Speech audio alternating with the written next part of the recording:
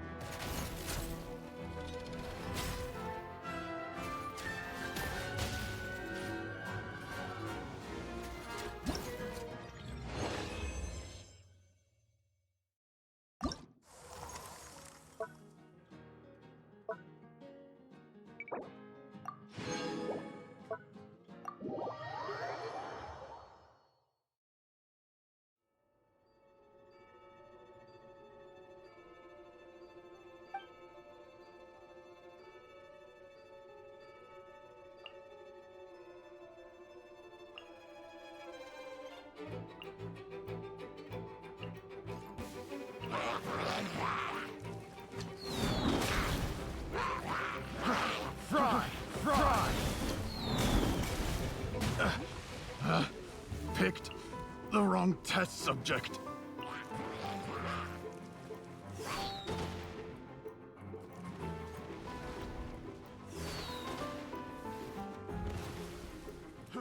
Fry!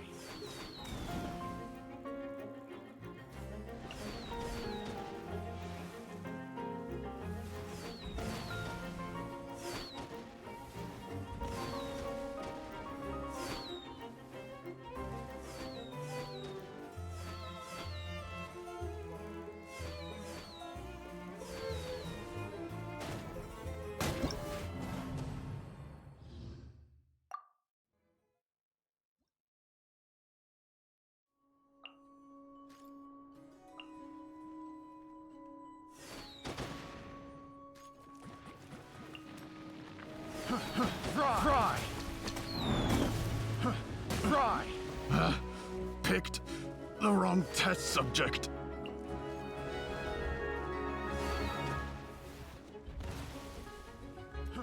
Fry! Fry!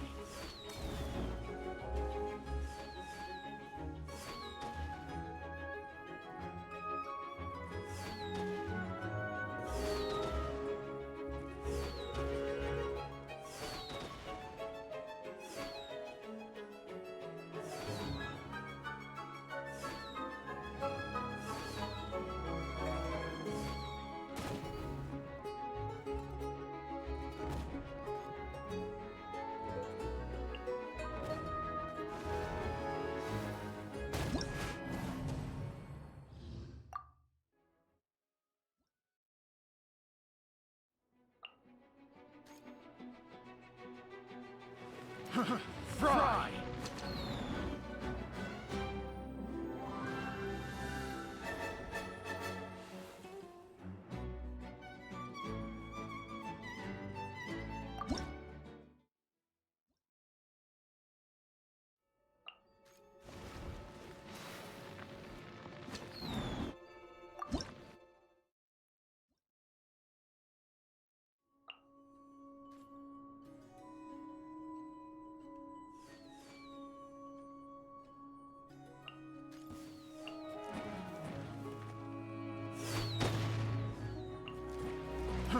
Fry!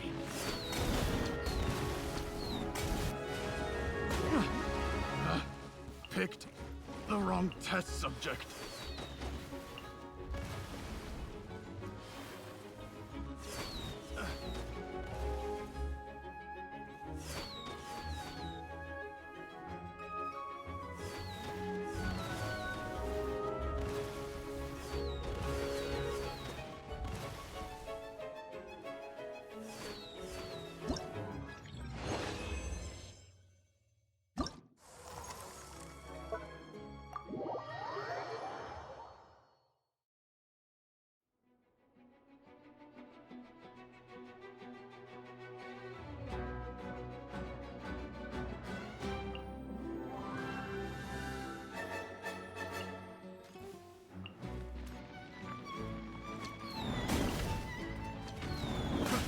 Fry! Fry! Fry!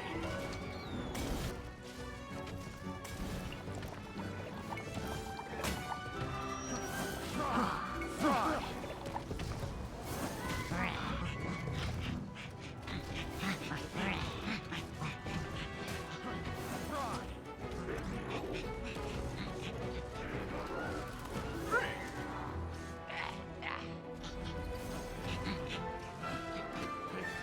The wrong test subject.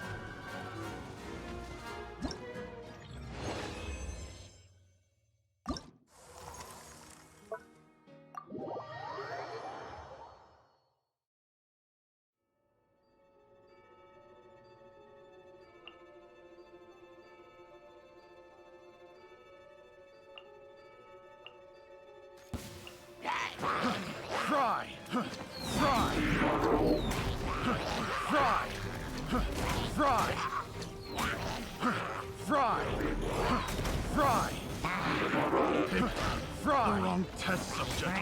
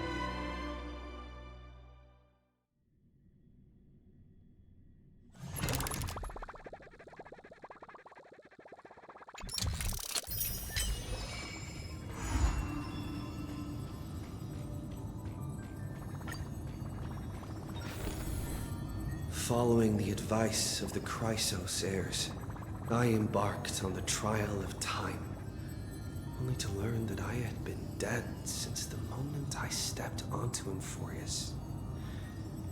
To reclaim the future that had been stolen from me, we pushed onward in pursuit of the Death Titan, Thanatos. Meanwhile, Anaxa, one of the 7 sages of the Grove of Epiphany, broke free from the surveillance of the Golden Threads and actively sought refuge from the Council of Elders.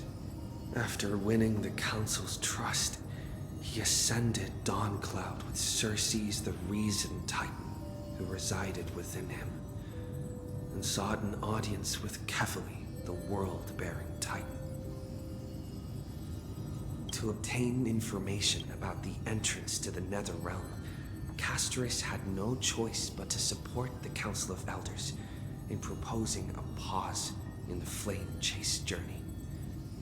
With the aid of the demigod, Cypher, she set out for the ancient city of the dead dragon, Styxia.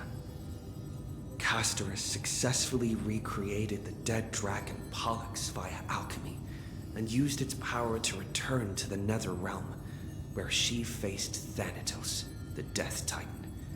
She returned both the Titan's core flame and the stolen future, restoring the cycle of life and death in Emphorius. Anaxa's soul met Castorus in the Nether Realm, where he proved his hypothesis regarding creation. At the Citizens' Assembly, he cast a pivotal vote and used the charge of blasphemy to thwart the Council of Elders' schemes for power, allowing the flame chase journey to continue. After returning Circe's core flame, Anaxa's physical body completely disappeared. With this, the flame chase journey neared its conclusion, and all eyes turned skyward.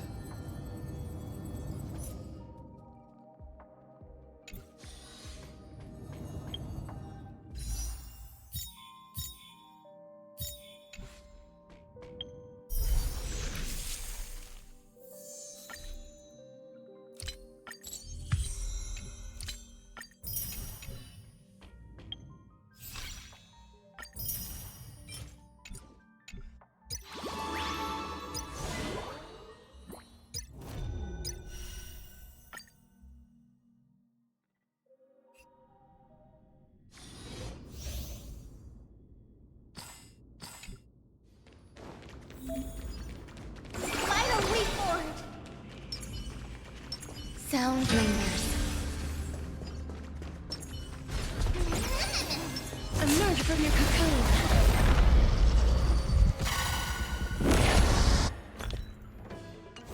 Existence is unity. Every petal. All will be swept away by the wind.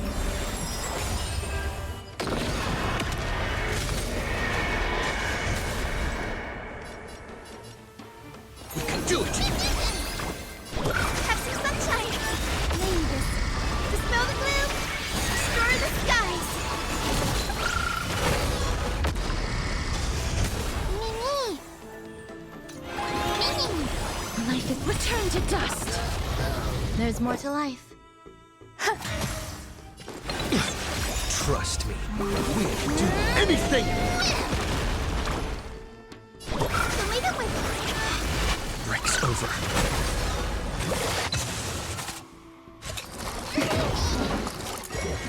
enjoying You just yourself. don't learn. You just don't learn. May death protect us!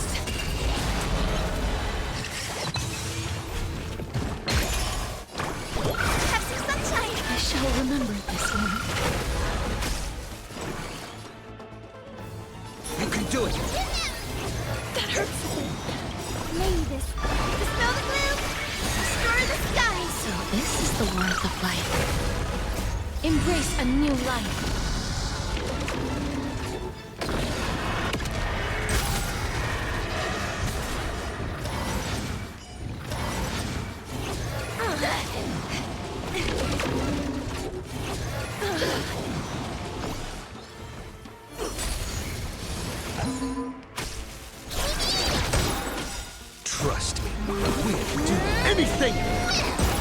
Please cherish this time. Darkness with me.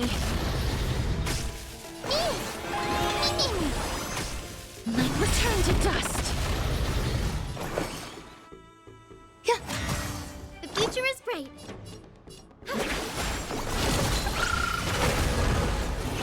that hurts.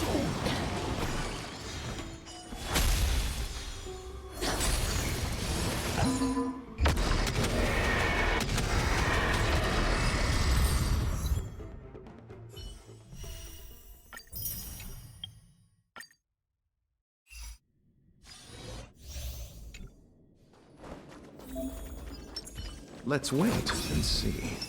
Upgrade configured. Is that it? Continue patrol. I was expecting something.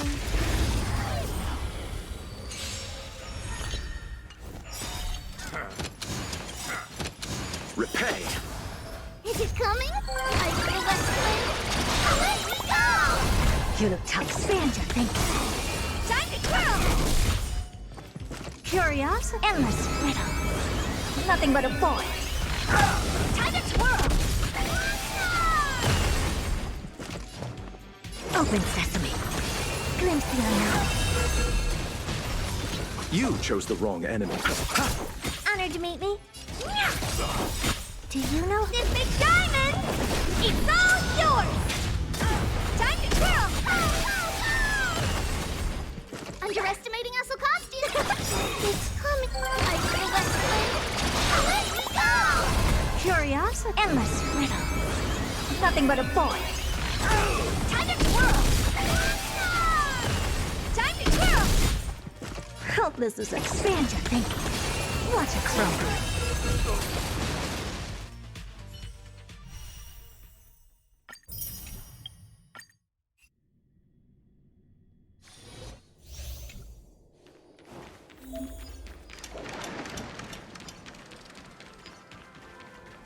We cannot let such a thing.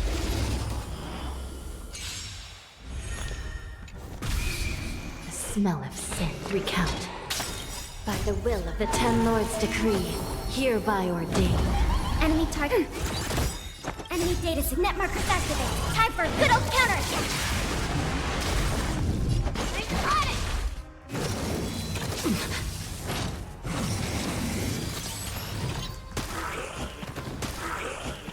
Still in denial? I shall be the judge. Coming up now! Commencing support.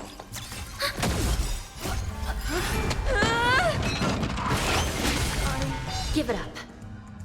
Recount. They got it! Enemy data net markers activated. Time for a good old counterattack.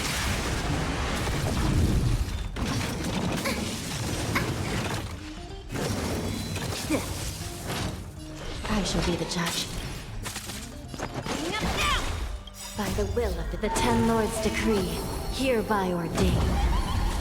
And ready for another? Recount.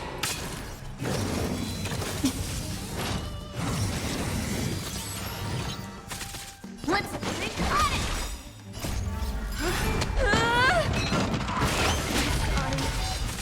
We haven't. This is serious. I shall be the judge. Coming up now!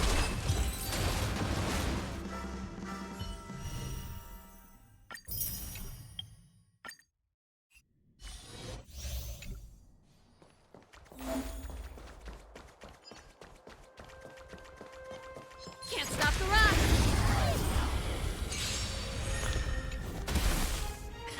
Time for the main. Ready to lose yours? You can fight it or rock with it. Let's go. My turn! You! You can't run! Try that again! Let's rock! Keep up. You can fight it or rock with it. This is our chance. You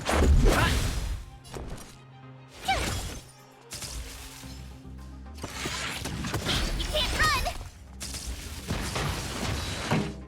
Turn it up!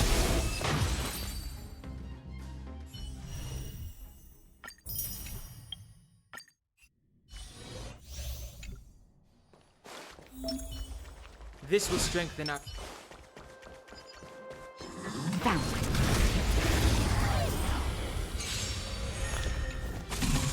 Move carefully.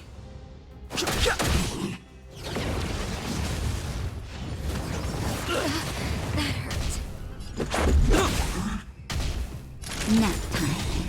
Fighting is meaningless. Just a little something. Think nothing of it. Much better.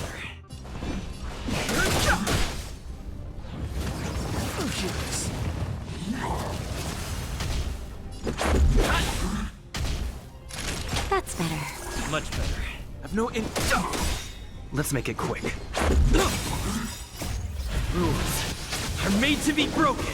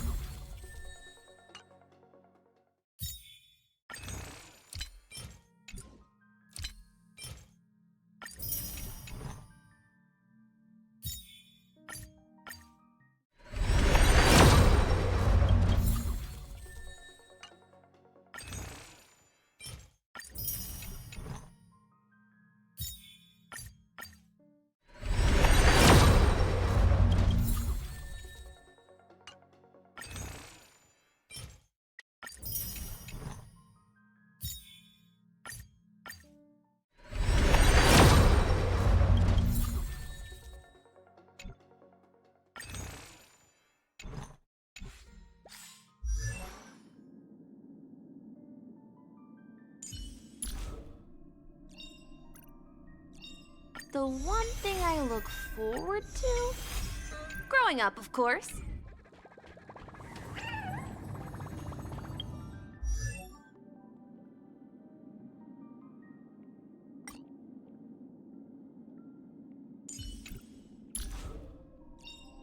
New adventures, new friends. Great, isn't it?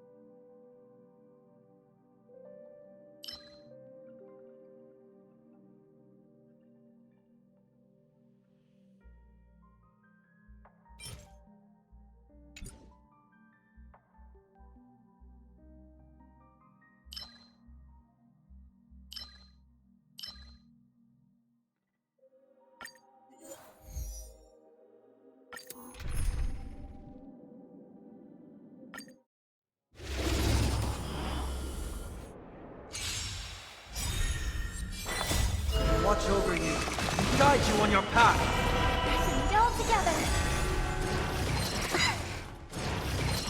It's okay. It's okay. Fiends or devil. I'll crush them all! And doubt farewell. With this divine power, I reforge all things. Insanity. To the soul.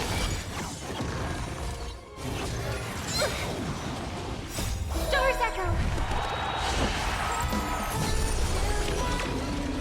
Get that! Serenity is before me. Watch over you. Guide you on your path. With this divine power, I reforge all things. Insanity.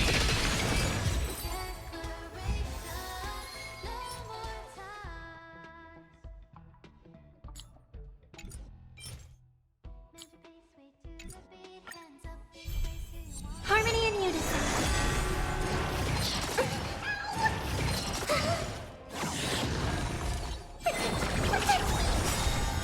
Fiends or devil, I'll crush them all! And doubt farewell. Watch over you. Guide you on your path. With this divine power, I reforge all things. To the soul. Insanity. If I'm showing your own shot, get them! Serenity is before me. To the soul. Insanity. With this divine power, I reforge all things.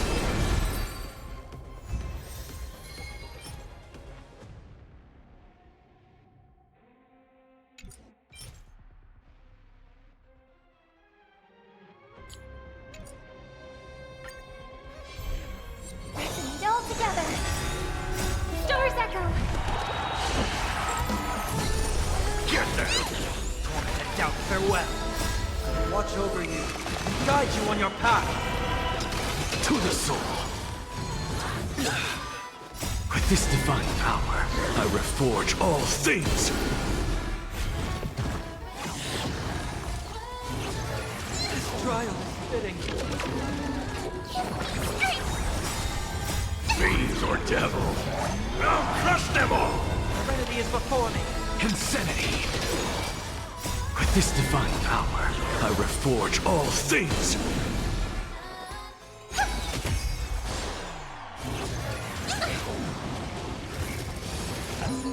Get them! To the soul.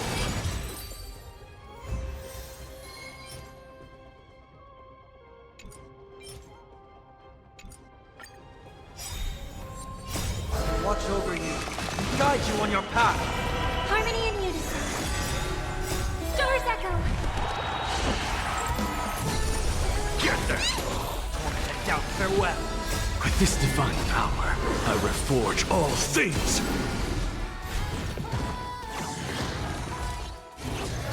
This trial is fitting. Fiends or devil, I'll crush them all! Serenity is before me. Watch over you. Guide you on your path. With this divine power, I reforge all things. Insanity.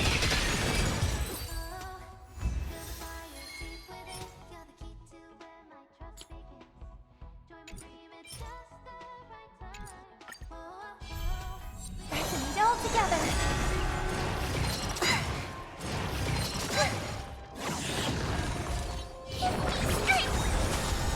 And doubt farewell.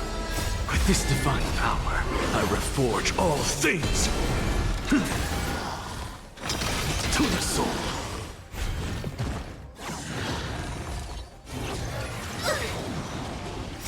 Star's Echo! Get them! Serenity is before me. Watch over you. Guide you on your path. With this divine power, I reforge all things. Insanity.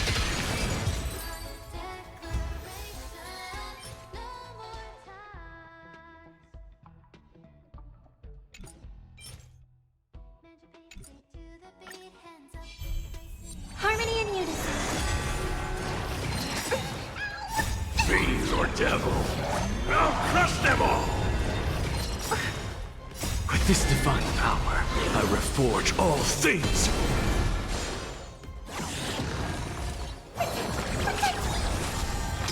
To the soul. Insanity.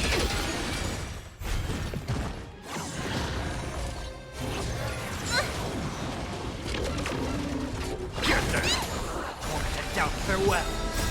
Watch over you and guide you on your path. With this divine power, I reforge all things. To the soul, insanity.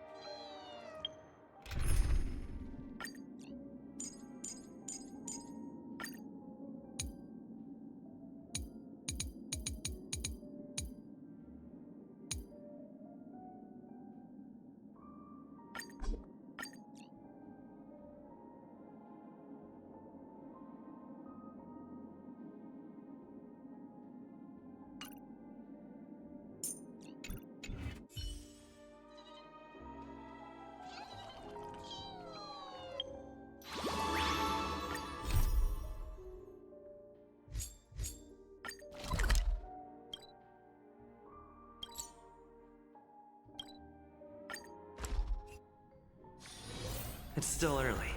Where to now?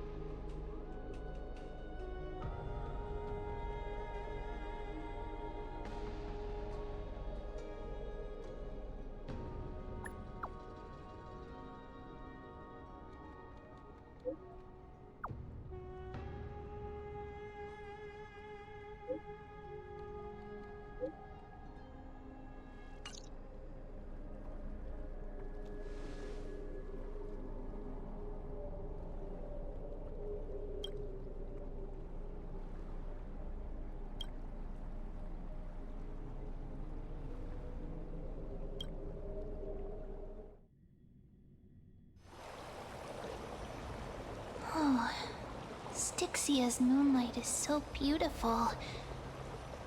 And the River of Souls is so quiet.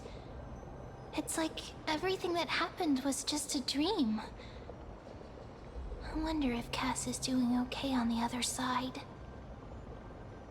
If I write a letter and put it in a drift bottle, will she be able to read it?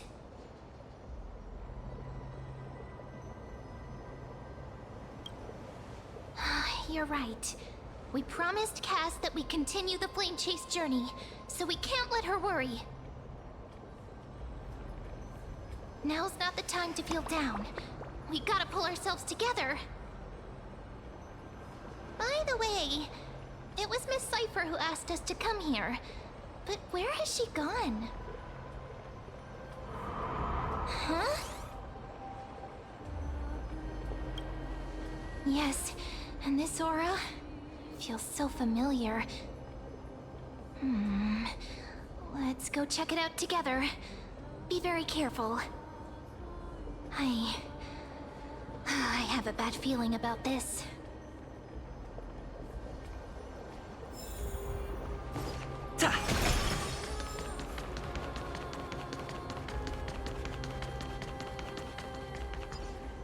Hey, what's that on the ground?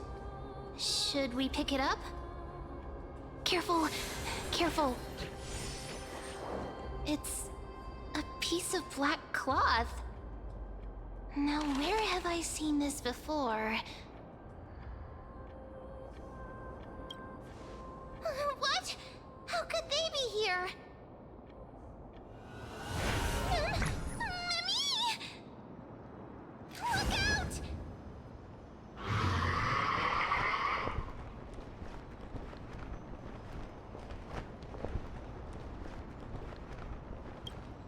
Don't give up just like that! Let's try our best to deal with them for now, and we'll slip into the past with time's power as soon as we can.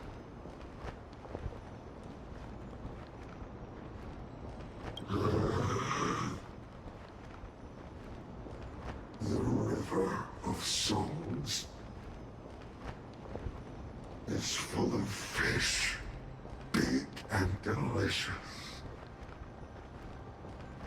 What?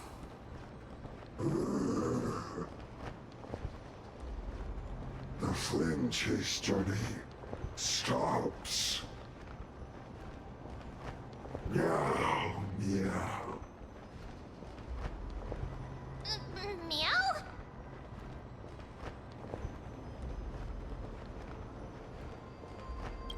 I don't understand this language at all. Am I hallucinating?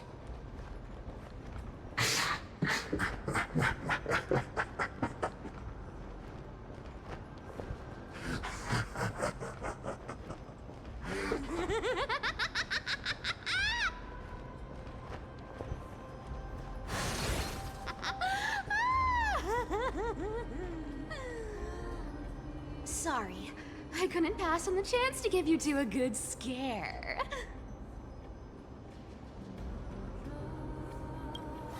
Ah! Don't run! I'm the real Cypher. The real one. Come on, don't be upset. I'm just giving you a kind reminder that Emphorius isn't safe at all. The whole place is full of dangers, including that swordmaster. Make sure you stay on your toes, no matter where you are.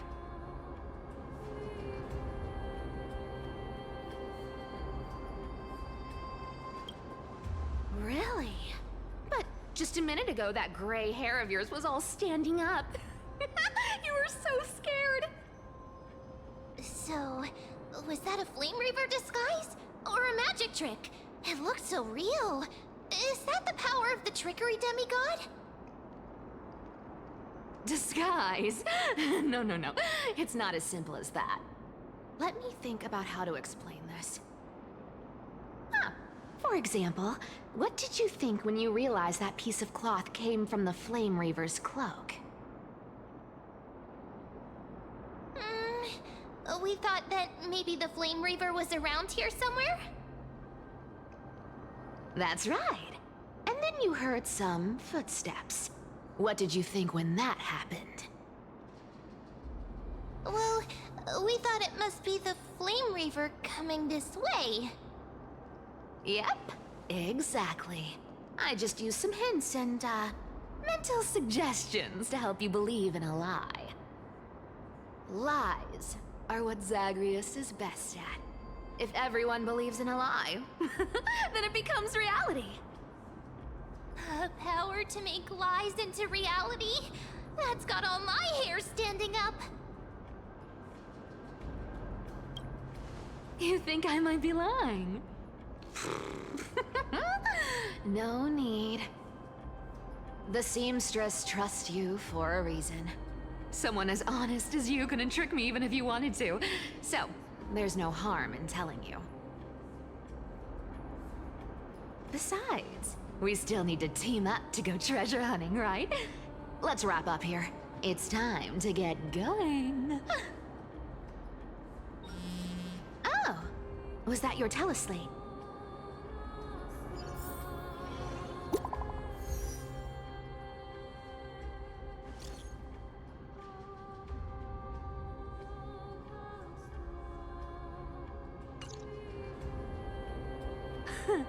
Aren't you a popular one? But I got to you first, so help me with the treasures, and then I'll send you two to the grove. Live handsomely? You mean spend all this money? That's so not why I hunt for treasures. Don't forget, I'm a demigod too. And there's a line reserved for me in that stupid prophecy as well. You shall walk with greed and die over petty change. But I don't believe in that. As long as I keep collecting treasures, then I won't need to care about petty change. And as long as I don't hurt other people when I get what I want, I won't be walking with greed. Right? Isn't that simple? So, as long as I keep going down this path, all those predestined prophecies and fates will never catch up to me. That was a long speech. I'm getting thirsty at this rate.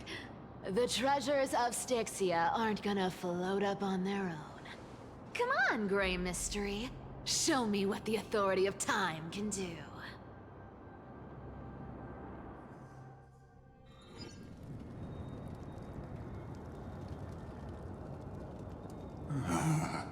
So, this is the car of the Astral Express you've spoken of. My repository of memories has been enriched with another fascinating piece of information. Thank you for leading me here, Lord Donham.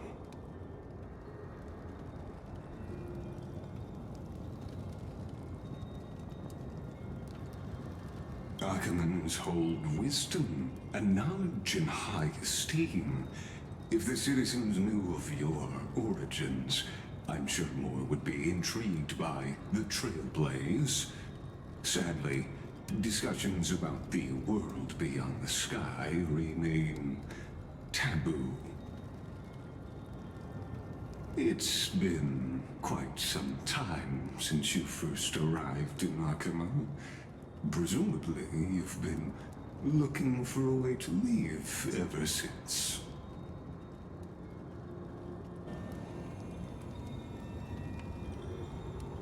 Don't be too hard on yourself, my lord. This puzzle has stumped Emphorius' scholars for centuries. It isn't something you can solve overnight, even someone as gifted as yourself.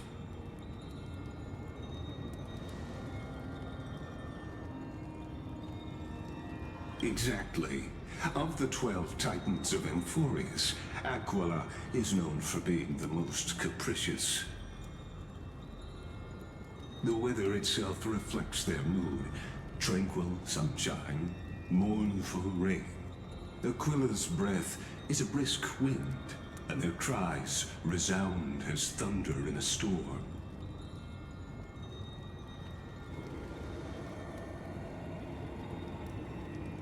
The sky above affects every citizen. It's clear that Lady Aglaya's decision to confront Aquila at the end of the Flame Chase journey was a carefully considered strategy.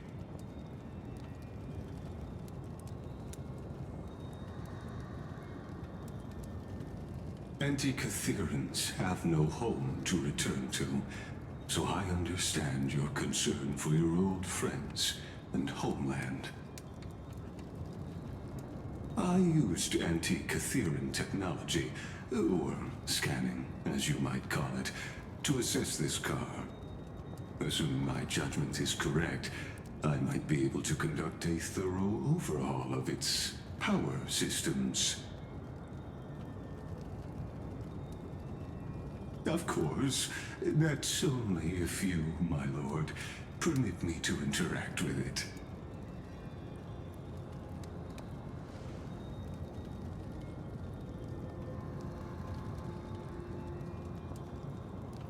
You honor me with your trust. I will be very careful.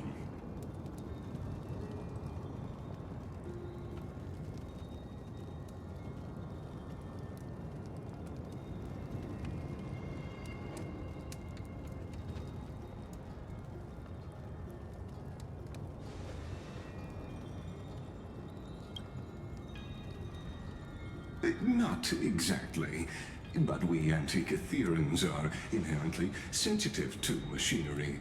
Carefully endowed our kind with a unique advantage for analyzing and learning. If you give me some time, I might be able to fully restore this damaged car to its former glory. Then you and your esteemed companion could set off on your return journey sooner.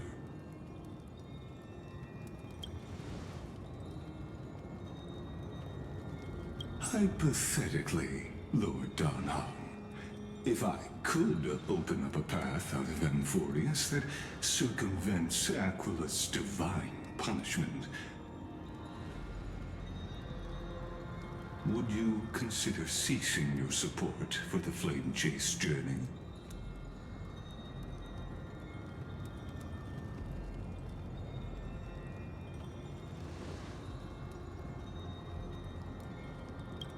It's best if you don't delve too deeply into that question, my lord. All you need to know is, I can make it happen.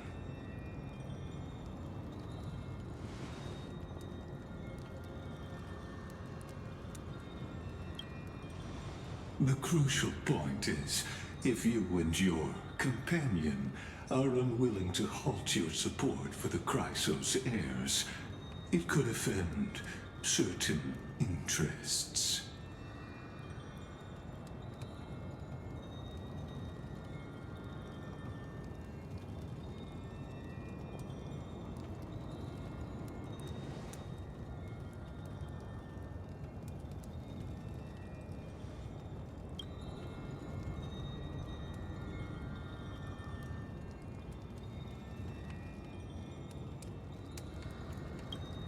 Your prudence impresses me, just as expected.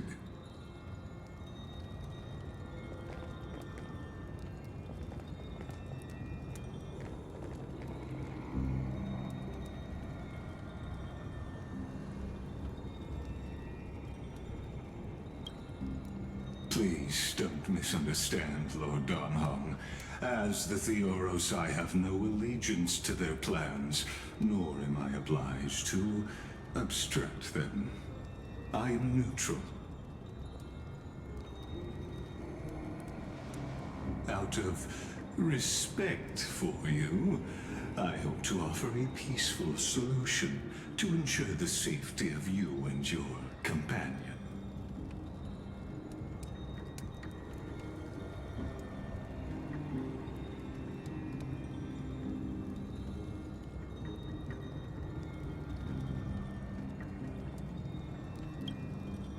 I will not. As I said, I remain neutral. Are you asking this because you plan to refuse my offer and continue supporting the Chrysos heirs?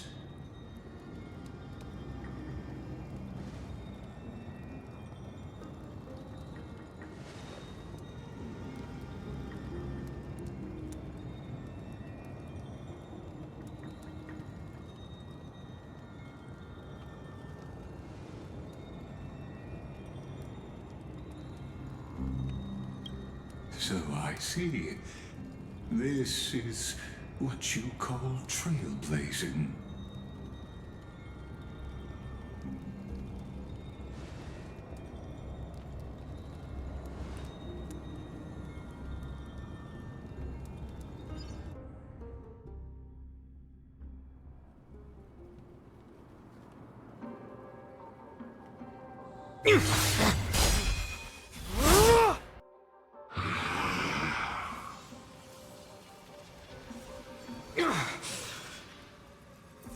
You have such overwhelming powers.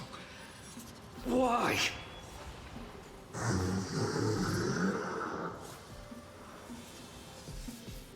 Answer me! Why do you stand in her way? Why do you want to take the core flames?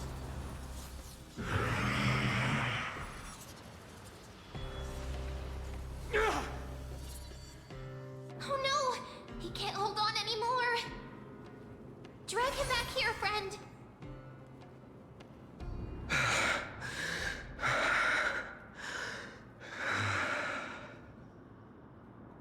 Are you okay?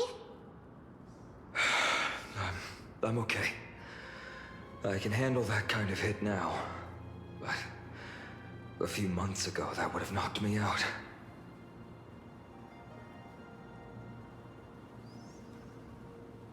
Thanks for worrying, buddy. Thanks for the help. To face Aquila and other potential threats, I must sharpen myself with the most aggressive methods. Even so, it's impressive you thought of this training method. Battling the phantoms of the past in the River of Time? It's just like the hyperbolic time sanctum that the bards describe. It's working pretty well, wouldn't you say? But combat isn't just about strength and skill. You also need the right weapon. Compared to that guy's weapon, mine feels like I'm swinging a lump of iron. I can't tell you how many swords I've gone through since the training began.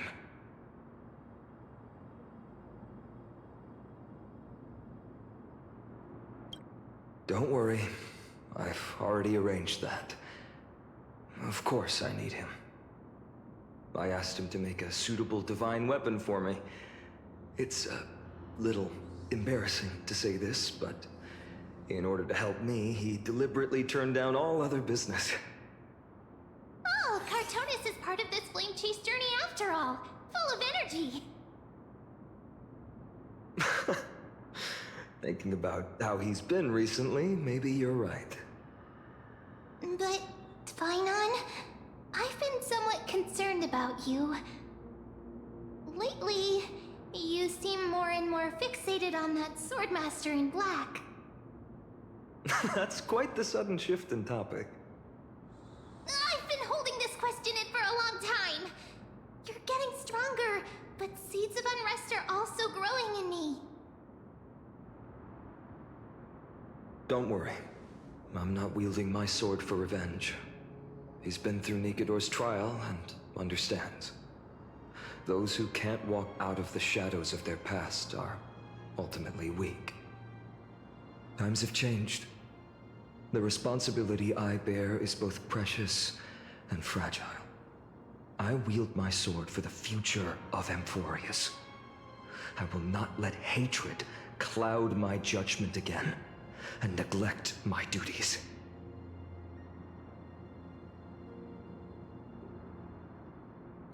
I'm far from finished. I must continue sharpening my skills until I can match their strength. Every time I say something, things get so serious. I don't want to be the person who keeps bringing the mood down. I'm out of energy for training today. How about we go to the library of Philia to lighten the mood? Sure, that's what I've been looking forward to. We deserve to enjoy ourselves after all the hard work. Today, I'm definitely going to...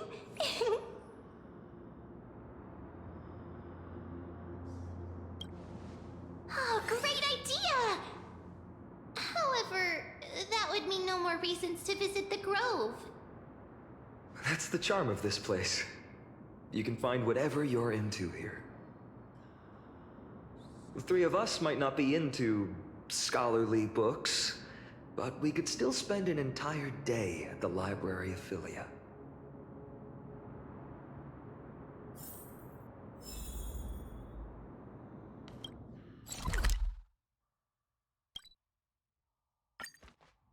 Here we are! Where was that slate last time? Was it here? Or maybe over here? I'm off to have some fun! It's free time now, so you should relax too.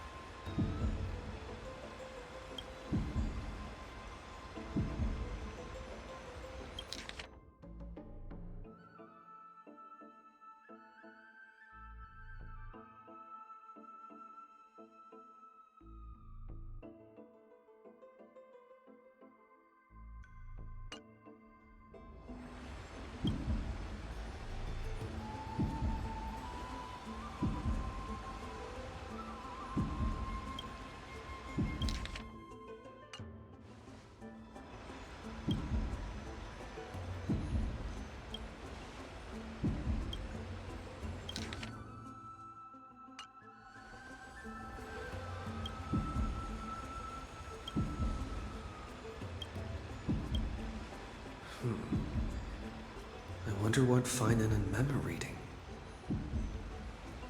Let's take a closer look.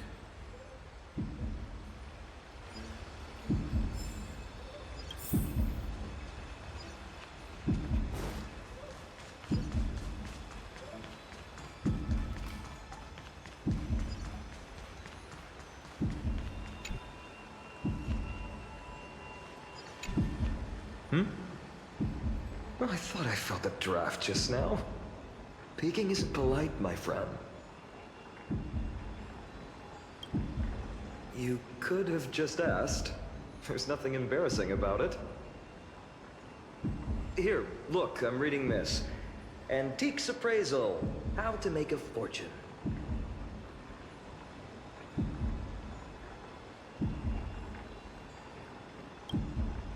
Whew, your comments cut deep. It's tough to find a good comeback.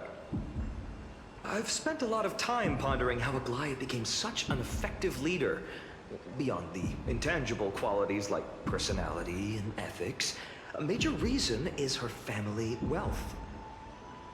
That's the perk of growing up in a big city, isn't it? For those of us in the sticks, luck doesn't come as easily. It's 30% grind, 70% fate. Oops, I talk too much. As a leader, you need both integrity and... integrity and skill.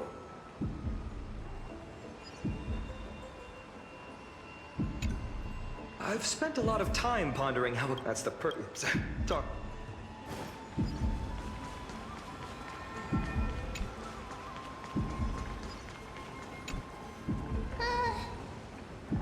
Month of cultivation, curtain fall hour, a time to feast on grains, a poor time for fishing. Oh, but then again, are there even any spots left to fish in Emporius these days?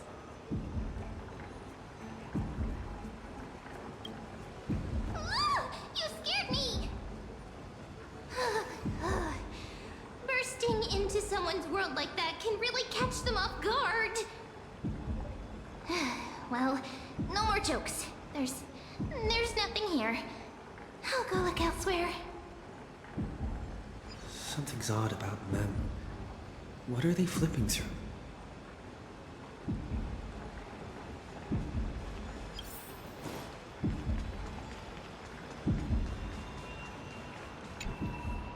Oh, these cards are so detailed and fine. Ruler, weaver, traveler, healer. But the interpretation for each card is so long. Do I have to memorize them all?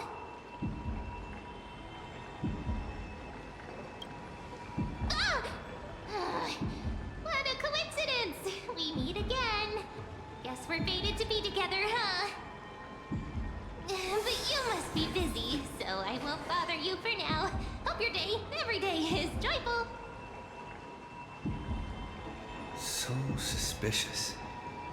Not like their usual self. I've spent... That's the oops.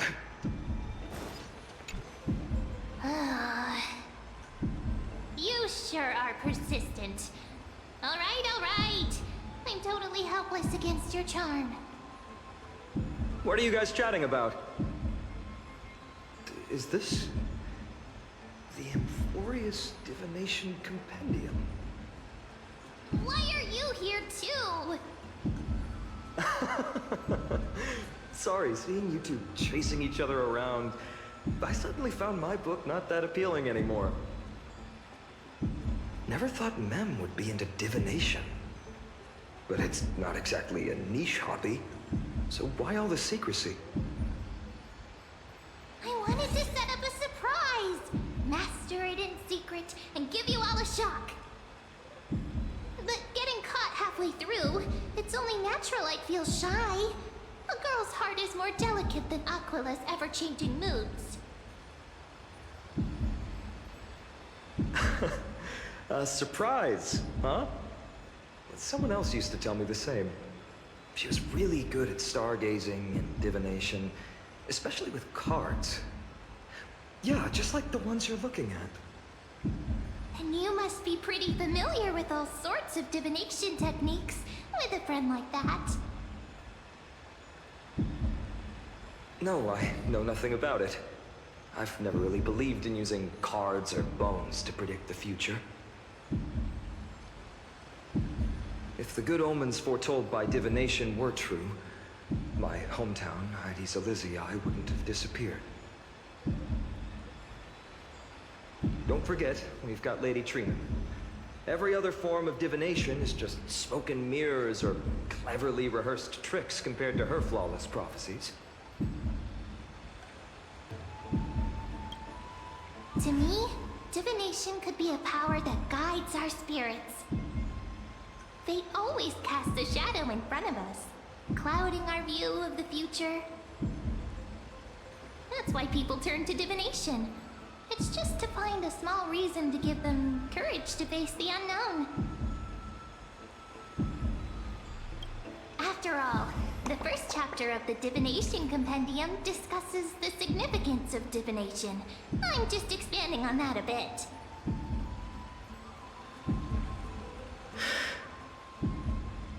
Strange. That person I knew used to say similar things. Looking back, whenever she interpreted a card for me, I couldn't help but feel uneasy. Even though I never believed in the outcomes. Maybe it was her tone. Cyrene. She could paint a complete fantasy so vividly, it utterly captivated me as a child. Right, I still carry a card she once used. Do you want to see it? Oh, wow! It's so exquisite! I'd love to have a card like that.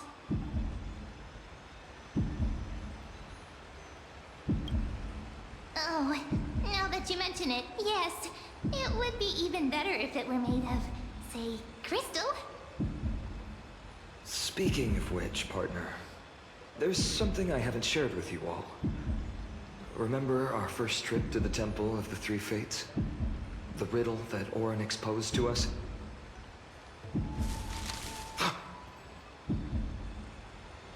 Who's there?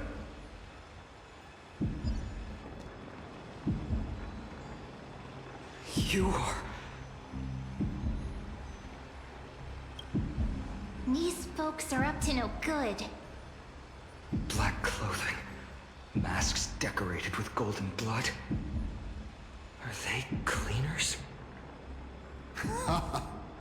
To directly call us by our name, it seems you, Lord Finan, have studied the forgotten history of Amphorius quite thoroughly. Your friend seems quite interested in us. Perhaps you could explain, Lord Finan. It would be the polite thing. We can't let our esteemed guests pass away without understanding.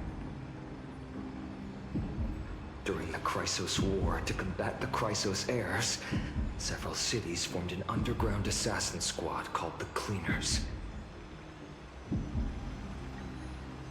Their task was to erase anyone with golden blood from existence. Assassination, poisoning, political persecution. They would do anything to achieve their objective. Well, this historical perspective seems biased, glossing over the Chrysos heirs' abuse of divine powers and their blatant initiation of war in order to defame our predecessors. Could you disclose the name of the author behind this popular legend, Lloyd Finan? I'd hate for the innocent children of Akama to be tainted by such slanted narratives. You should have stayed buried in the dust of history. The Citizens' Assembly has once again legitimized the mission of the Chrysos heirs. But as for you, not one citizen would cast their vote for you. Executioners lurking in the shadows. What does it matter? We've long since stopped expecting to be understood. People have become too accustomed to peace, and they've forgotten the disasters that arose from allowing generations of the Chrysos heirs to rule. Complete nonsense. Did you really travel all the way to the Grove just to have an argument? I enjoy dealing with people as straightforward as you, Lord Finan. You've probably figured out why we've come before you.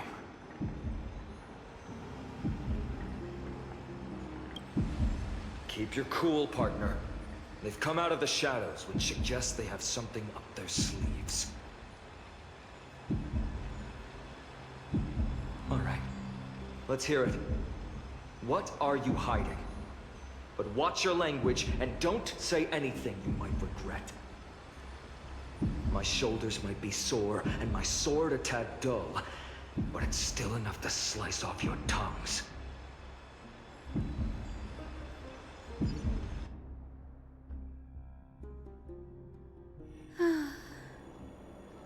How's it going, Cinny? This place fits, doesn't it? It's a bit small, but the lighting is perfect. Thank you, Lady Treeby. With this, the Twilight Courtyard can be reborn in Akama. Do you like it here too, little Ika?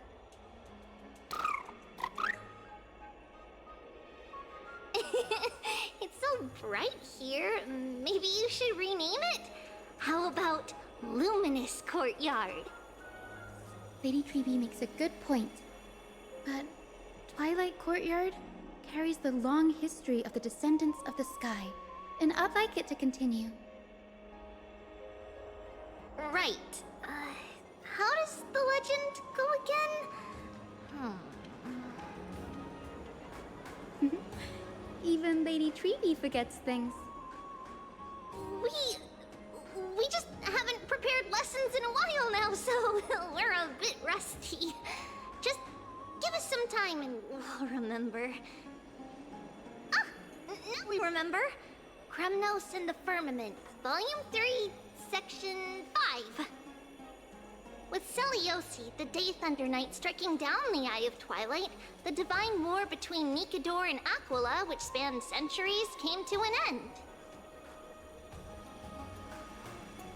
Thereafter, the Skyfolk gradually declined. Numerous sky fortresses were abandoned, and their descendants began to establish themselves on the land.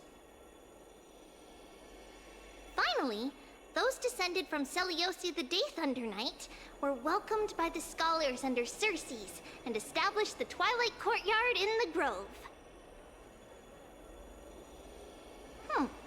The historical records seem slightly at odds with our memories, but the details from that time have become somewhat hazy to us. Oh, I forgot. For Lady Treeby, history is more than just words on a page. It's something you've personally lived through.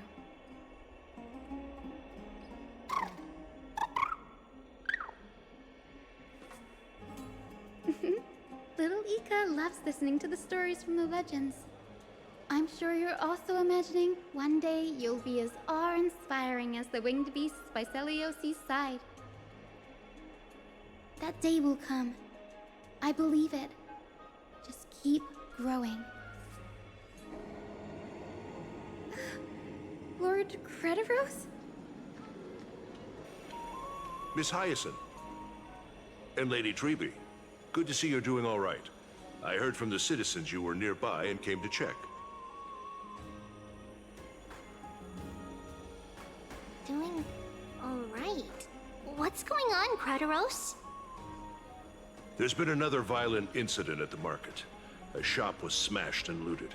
It's the third time this week. How can this be? I always thought that with Lady Aglaya here, Akama would remain peaceful. That was true in the past.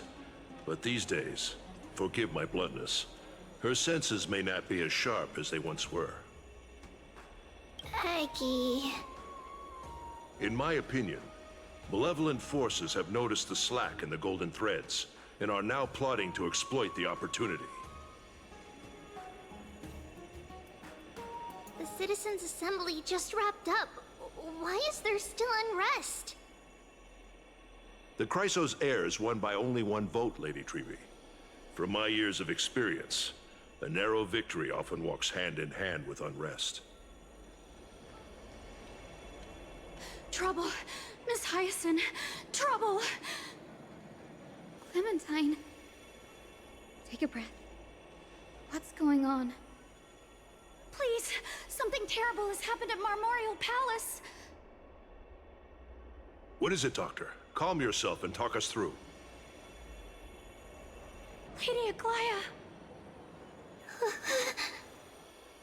It's Lady Aglaya who's in trouble.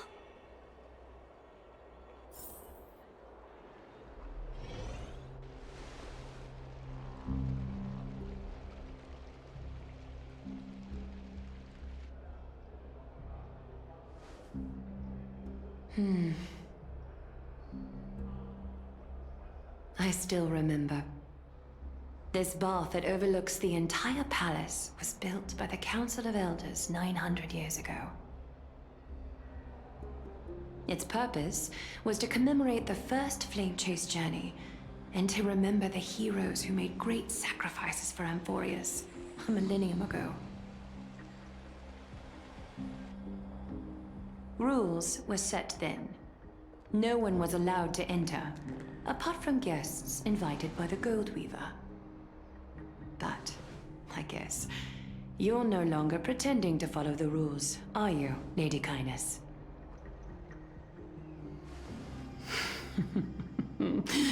Aglaya, Aglaya. You ageless witch, hiding behind a divine facade to deceive mortals. We've been far too kind with you. Kind? There's no need to use such a word to cover up your incompetence.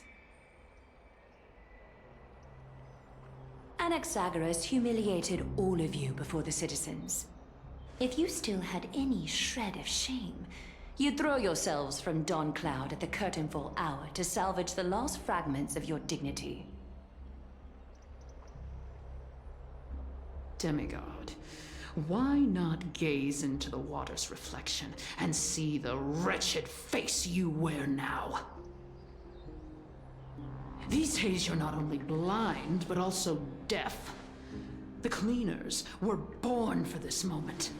When all orders, rules, and laws fail to restrain you, it's time for the dagger to pass judgment.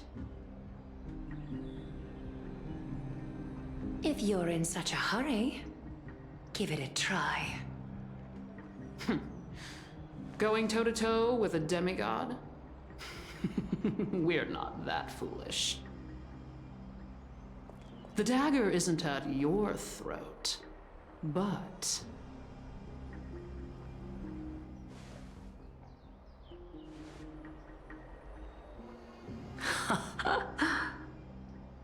Your gravest accusation is that my humanity is fading. And you claim my concern for mortal joys and sorrows is nothing but a facade. If that accusation holds, what makes you think the lives of these civilians will sway me in the slightest?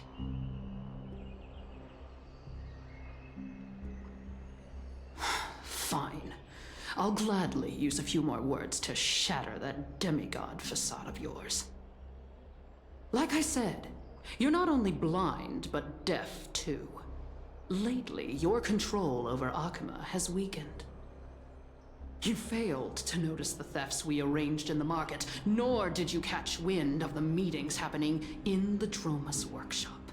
Plots are unfolding right under your nose, yet you remain indifferent. Humanity? Fading? Aglaya, why not use your precious golden thread to peer into my thoughts? See if the gift we've so meticulously prepared for you can move that cold demigod heart of yours.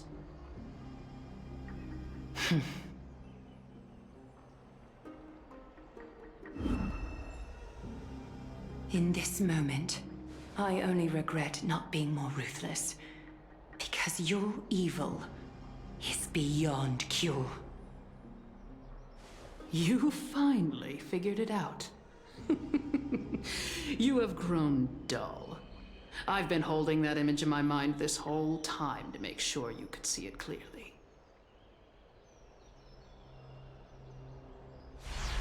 I want you to have this knucklebone talisman, Big Sis. I hope it brings you luck every day and keeps you safe from bullies. That girl who can't speak or hear. What if she accidentally lost her eyes too? You know better than anyone what it feels like to lose your sight. Imagine if 1,000 years ago you, already blind, had also lost your voice and hearing in your youth. Would you still have become the Aglaya you are today?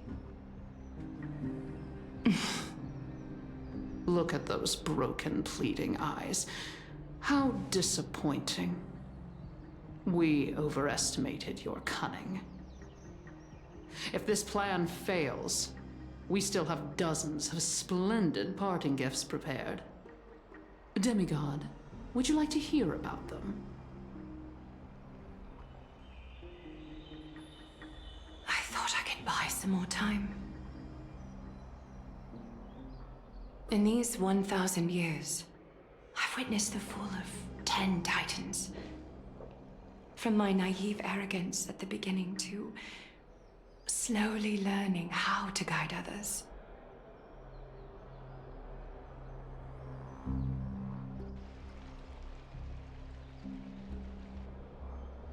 Now, it's time to let go. I should be grateful. Grateful that I've reached this moment. To let my departure become a path for others to follow. Have I done enough? If I embrace that prophecy now, and sink into the warmth of these waters,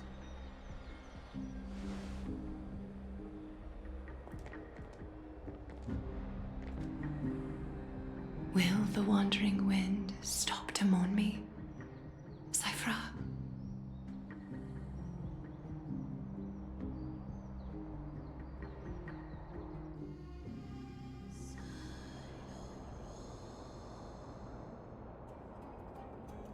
Seamstress! I've come as promised. Look at this box full of gold and silver treasures! I bet there's stuff here you've never seen. Come on! As we agreed, I want to buy the most valuable clothes you have. Little thief! You've got some nerve, barging into my shop dressed in those tattered rags. What have you brought? Let me see. Here, take a look. Only the finest goods. See the sapphire? It's even more blue than Fagusa's eyes. exquisite luster. I've only seen an ocean's tier of this quality in my mother's treasury. Wait. You've seen one before? And here I thought I'd leave you speechless. What a letdown. It's just an old memory. My family estate all burned to ashes long ago. This workshop is what I built from scratch. Wow! A daughter rebuilding her family business. How admirable. Enough with the jokes. At least you did get to enjoy those luxuries. Mind your manners, Kitty. Tell me, Cyphera, where did you come from? And how did you acquire these treasures? I won them fair and square in a bet. What? Do you doubt me? Speak up, seamstress. Give me a straight answer. Do you want these or not? Strange. You're clearly lying to my face. But my golden thread doesn't tremble at all. That's because I'm not lying. I've been telling the truth from the start. Is that so? The scars and the mud stains on your face tell another story.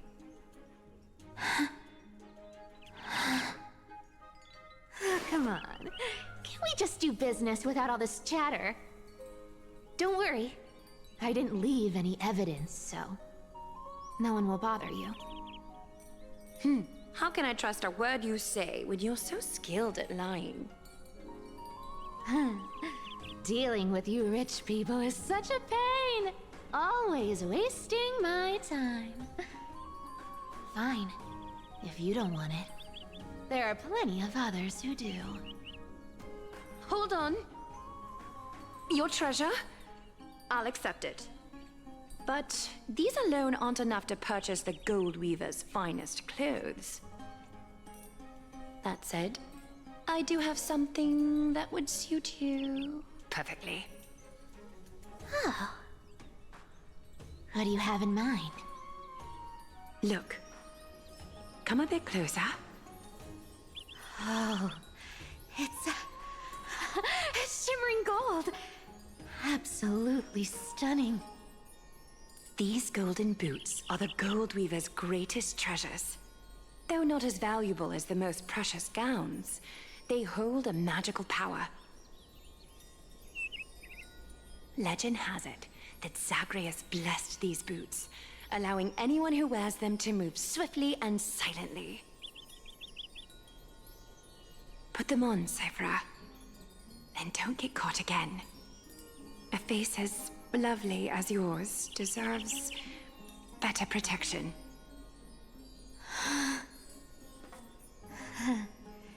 You rich folks just love sticking your noses in everything, don't you? Well, I'm taking these now, so don't get any second thoughts.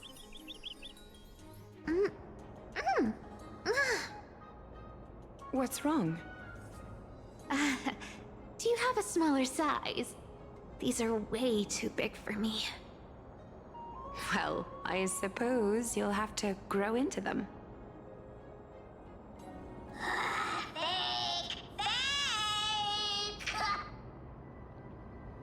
Do you have to interrupt me in the middle of my story? Fake? What's fake? Those boots definitely don't hold Zagreus' divine power! Your Amphorius is most cunning liar, and even you were fooled by a Glyad! Watch your mouth, or I'll feed you to the fish in the River of Souls. Weren't you curious how I got tangled up with that seamstress? Well, now you know. Satisfied? I didn't expect such a simple story. How disappointing. But, boss lady, there's a chance Aglaya wasn't trying to trick you? You're defending her. No. I just think the story's so moving, it'd be a shame to ruin it with lies. If I could cry, I'd be in tears right now. Good thing you've still got a sharp tongue, or you'd have been stuck guarding someone's front door ages ago.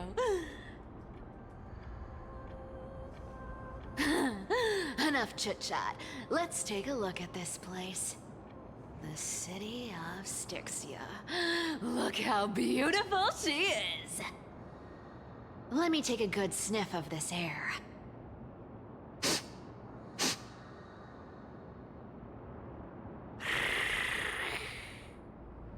This air, it's filled with the scent of treasure everywhere. Wonderful, just wonderful. Thanks to Castorus and Grey Mystery, the ancient city's barrier was finally dispelled. Now that I think about it, helping them was well worth it. Time for treasure hunting, Barto! Lead the way, and whatever we find, we'll split 80-20. Well, I have a suggestion. How about 70-30 instead? Listen closely. Do you hear that? The gnawfish in the River of Souls are growling with hunger. 80-20 it is. How generous you are, Boss Lady Cypher. Anyway, what's with all this water? It's damp, cold, and miserable here. I hate it. Ooh, the mighty demigod of trickery. Uneasy around water. You wouldn't understand. The people of Dolos are talented in many ways. Just, not in swimming. Why don't we have a race? Long distance, sprint, or laps? Take your pick. What's got you so worked up? Relax. Who would have thought the fearless Lady Cypher was afraid of water? Cats hate getting wet. What's so hard to understand about that? Now, hurry up and figure out a way across, or I might have to reconsider our split. Don't rush me. Let me take a look around. Got it. Let's use that thing. Come on, follow me, boss lady. Not a good imitation. I'll play along. Let's see where this goes, Bartolos. Tell me, how did you hunt for treasure when I wasn't around, boss lady? Trying to trick me into saying something. Not a chance. You're as sharp as ever.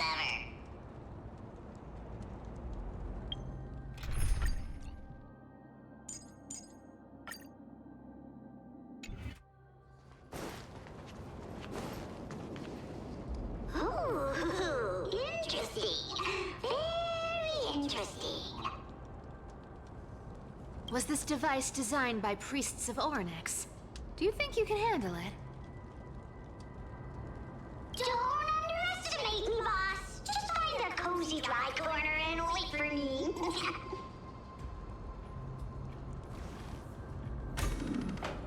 Mission accomplished. Now you don't have to worry about your tail getting wet. Not bad, but just a warning. If this thing fails while we're halfway through the water... Don't worry, trust me. For that sweet 20% cut of the loot, I'll make sure you're taken care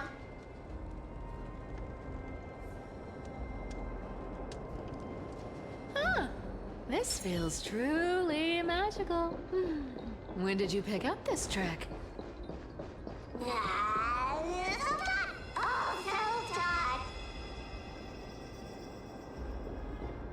We're here. Can we turn off this spotlight now? It's really blinding. No problem. Just use the device over there to shut it off.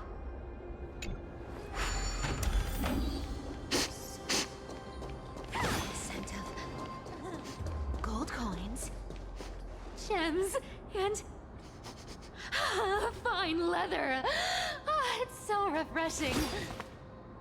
The treasures in this ancient city are all floating back up thanks to Gray Mystery and that pink squirrel.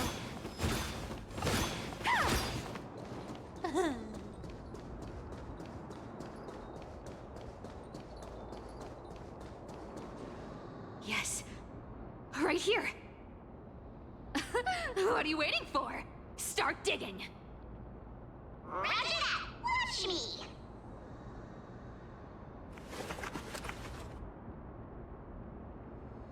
Wow! That's a huge chest. Move over.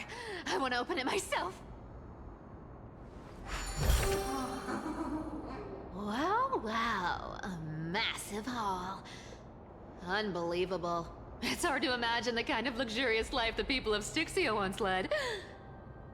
As expected for a realm of Fagusa's disciples. This entire chest is filled with ornaments made from ocean's tears. Here, take this. See if it suits you. Thanks for the gift, boss. Much appreciated. Look at the clarity of this purple crystal. It matches my skin tone perfectly. Oh, safer, safer. You truly have the most refined taste of all thieves and employees. Let me try this on. Huh? Where is my treasure? How long have we known each other? I can't believe you still fall for this. This is... How could I have forgotten about this? I'll believe it is true, and a lie becomes reality. What a convenient ability. The demigod of trickery's divine gift. Far more practical than any golden thread or teleporter. All right, enough fooling around. Here's the real thing. Lead the way. Cipher rules! I've already pinpointed the next trove of treasure! Starting navigation. Boss lady, we're set to make a fortune this time! Got any plans on how to spend it? Of course. Spend nothing. Have you forgotten my silly prophecy? I remember, of course. Whoa! Isn't that like... Uh-huh. Once activated, this thing makes a racket that can be heard for miles. It's just too stupid.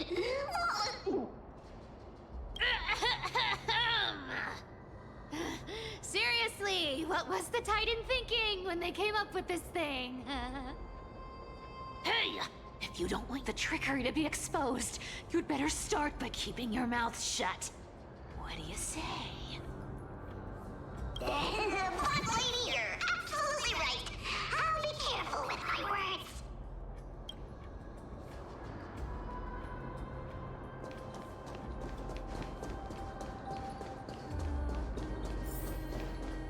Here we go round the river of souls.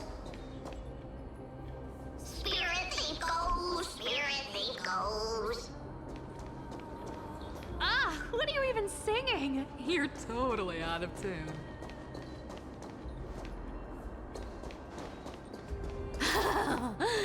There's a big guy guarding this place. Yeah, big and dumb. Just a pure lump of stupidity.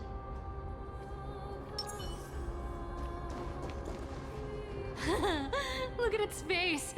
Oh my, how could something be so ugly? Yeah, so ugly. Ugly enough to make even me, a little imp without a digestive system, feel nauseous.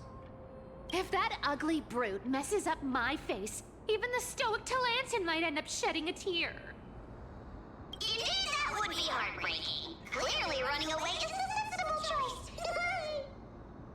So, How about you take the front? I'll attack from the side. Right. Fleeing fits a rogue nature. Huh?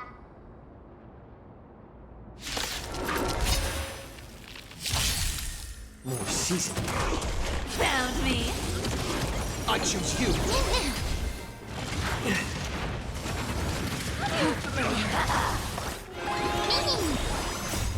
We can do anything!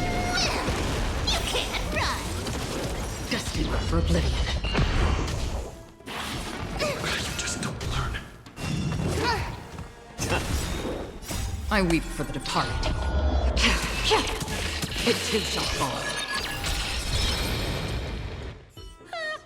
Such an ugly and useless creature, taken down with just a couple of hits. How boring. Hey, Bartolos, are you still alive? Give us a squeak if you are. Squeak! Look at you, all shaken up. Can't handle even this bit of action. It should be safe here now. Get to work. Aye, boss lady Cypher.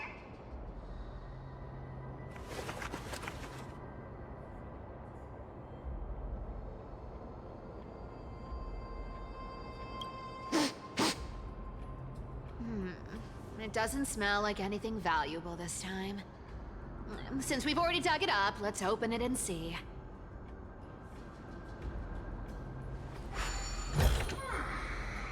Huh. Is this?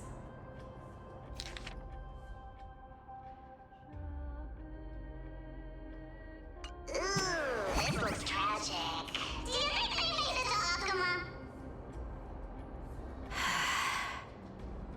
Probably not.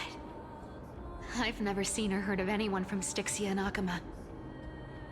At least, I'm still left for Dolos. Guess this city wasn't so lucky. Huh. It does seem unfair, doesn't it? Just because they were born in the wrong place, they had to face such devastation. Meanwhile, those in Akuma, simply because they're supported by the world-bearing Titan, continue to survive. Yeah, the world just isn't fair, is it? Speaking of the world-bearing Titan, Cypher, didn't you tell me once you used to be an apprentice at Kephal's priestly court? Huh. Did I? Yeah, you definitely told me, and I remember it clearly. Maybe it's been so long, your memory's gotten a little fuzzy.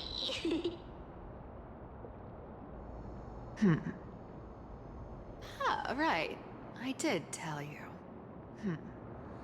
It wasn't a big deal. I just snuck in with a bunch of mumbling priests and watched them do their spooky rituals around some glowing rock. Honestly, I was only interested in the wallets of the old grandpas on the council back then. Don't remember much else. It's been what, nearly 1,000 years? Oh, I see. But you in a priest's robe? Now that's hard to picture. Who asked you to picture that? Besides, priest robes from 1,000 years ago were nothing like the ones today. Right. I didn't think about that. I was just curious if you ever overheard anything interesting from those priests. How ridiculous. Come on, let's head to the next spot.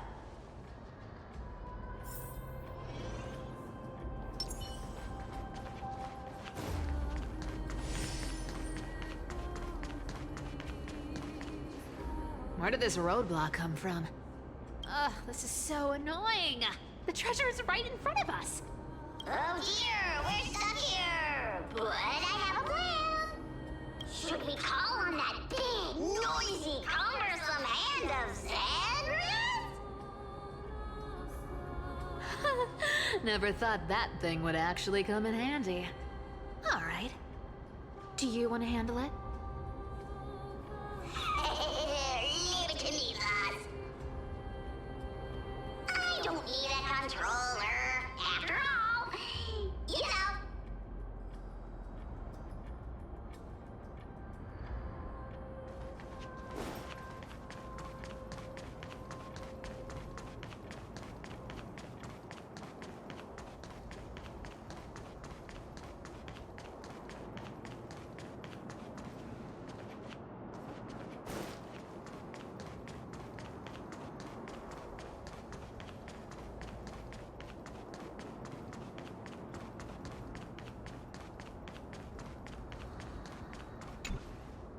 Hand of Zagreus. My darling.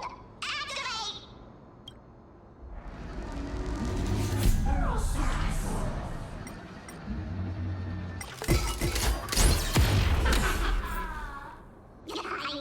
Works like a charm. Not bad. However, I still don't see how this ties into trickery. Let's go to the next room! Hey, slow down! That question you asked me earlier. I think I just remembered something. What did I ask? You know, that question. The one you specifically asked me. Right after we dug up the second chest. Forgive me, boss lady, but have you been under a lot of stress lately? I didn't ask anything. You must have imagined it. Oh. Is that so? Maybe you're right. I have been a little on edge lately. I need to relax. Alright, let's move on to the next treasure trove. Treasure, let's go! Twinkle, twinkle in my chest, how this core flame is the best. Wow, when it comes to singing, I still sound better than you, boss. Go beyond all time and space on the journey of flame chase.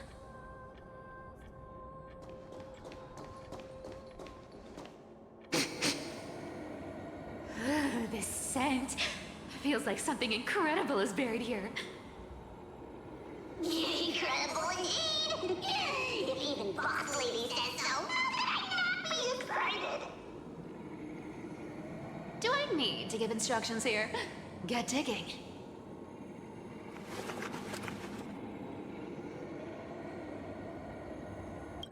What? Oh, isn't this a golden scapegoat? Interesting. Looks like whoever buried this treasure wanted to play a little game with us. Oh, isn't there a myth about this thing? Those who feared fire became sheep. Those who did not became human. Sheep, humans, whatever. All I know is unlocking this gets us treasure. Here, this honor's all yours. Puzzles and tricks are right up my alley. Just leave it to little old me.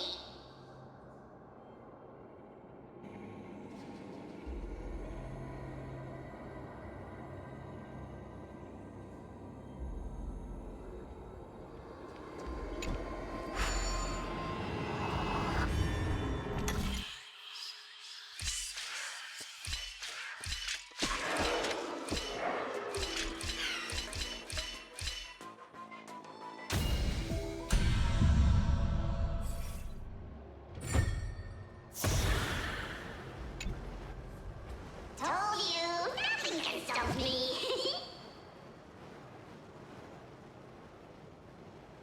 Cypher, it's your turn now. Stop! Stay there, and don't turn around. Huh? What do you mean?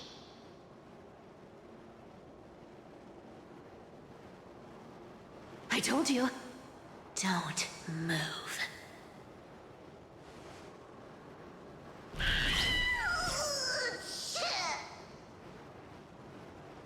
My poor old back. What are you doing? Shh, quiet. Don't say anything unnecessary. That seamstress. She's listening. What, boss, do you mean? Stay put and keep quiet. I'll handle her. Whoa, whoa! Seamstress. Getting sneaky, aren't we? Did you think I wouldn't notice your little spies lurking around me?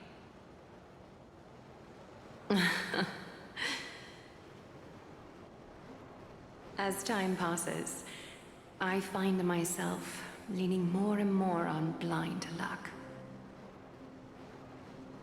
With only the power of this little nymph, naturally I couldn't slip past your sharp eyes, Cyphera.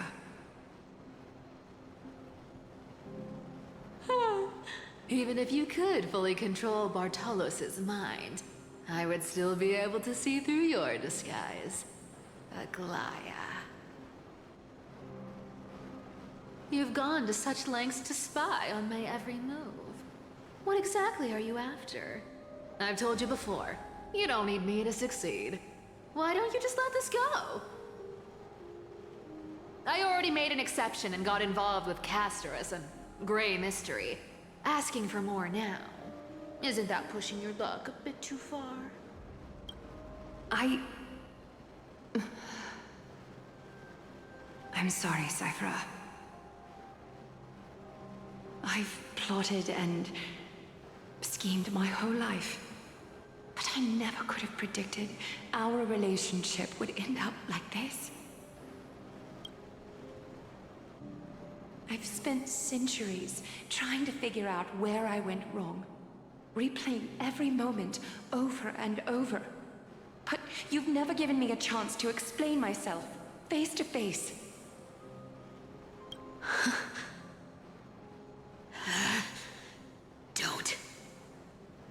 Don't talk to me like that.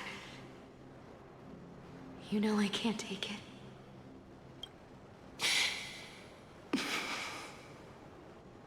1,000 years ago, out of foolishness, I let my silence steal away the most beautiful sound I'd ever known.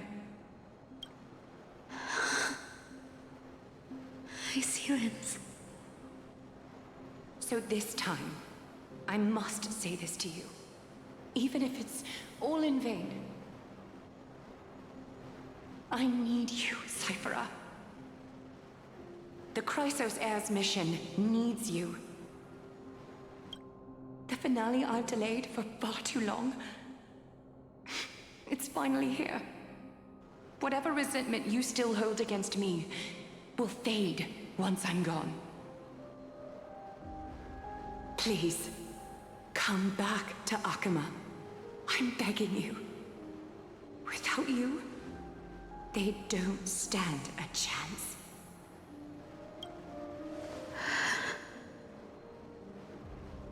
I'll think about it, seamstress. But stop watching me. Unless you want to lose me for good. Don't worry. As much as I'd love to hear your voice again, to see your face,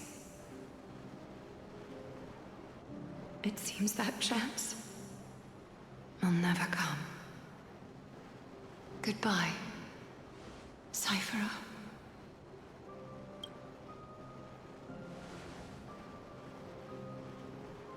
Goodbye, Aglaya.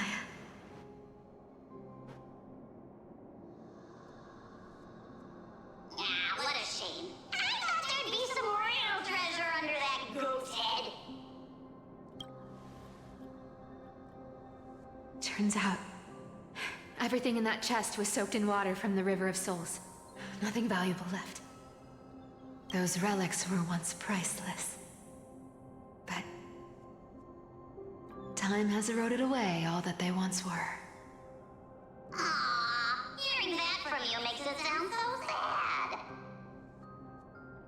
Wait, why am I getting all sentimental? I haven't even processed what just happened. That horrible woman. When did she... Oh! If you see her, let her know this. demigods. We can't avoid our duties forever. Could it have been back then when... Do you remember now? Looks like you don't need me to jog your memory. She must have slipped that nymph into your pocket while you were distracted. Don't underestimate that bug. It's every bit as dangerous as the seamstress's golden thread. Let your guard down for even a second, and it might take over. Make you spill secrets you'd never share otherwise. Whoa, that's like some brainwashing monster straight out of the Black Tide! Creepy. Boss, how did you realize something was wrong? I'm curious. What exactly did that nymph make me say? Actually, it gave itself away very early on. Speaking of the world-bearing titan, Cypher, didn't you tell me once you used to be an apprentice at Kefali's priestly court? We've been partners in crime for 1,000 years. We've talked about everything there is to talk about. Except for that one experience at Dawncloud. I never told you about that. I absolutely wouldn't have shared that with anyone. But, boss lady, there's a chance Aglaya wasn't trying to trick you? And as far as I know, the embodiment of trickery despises that golden thread which forces people to speak the truth. You'd never defend Aglaya. Isn't that right, Zagreus?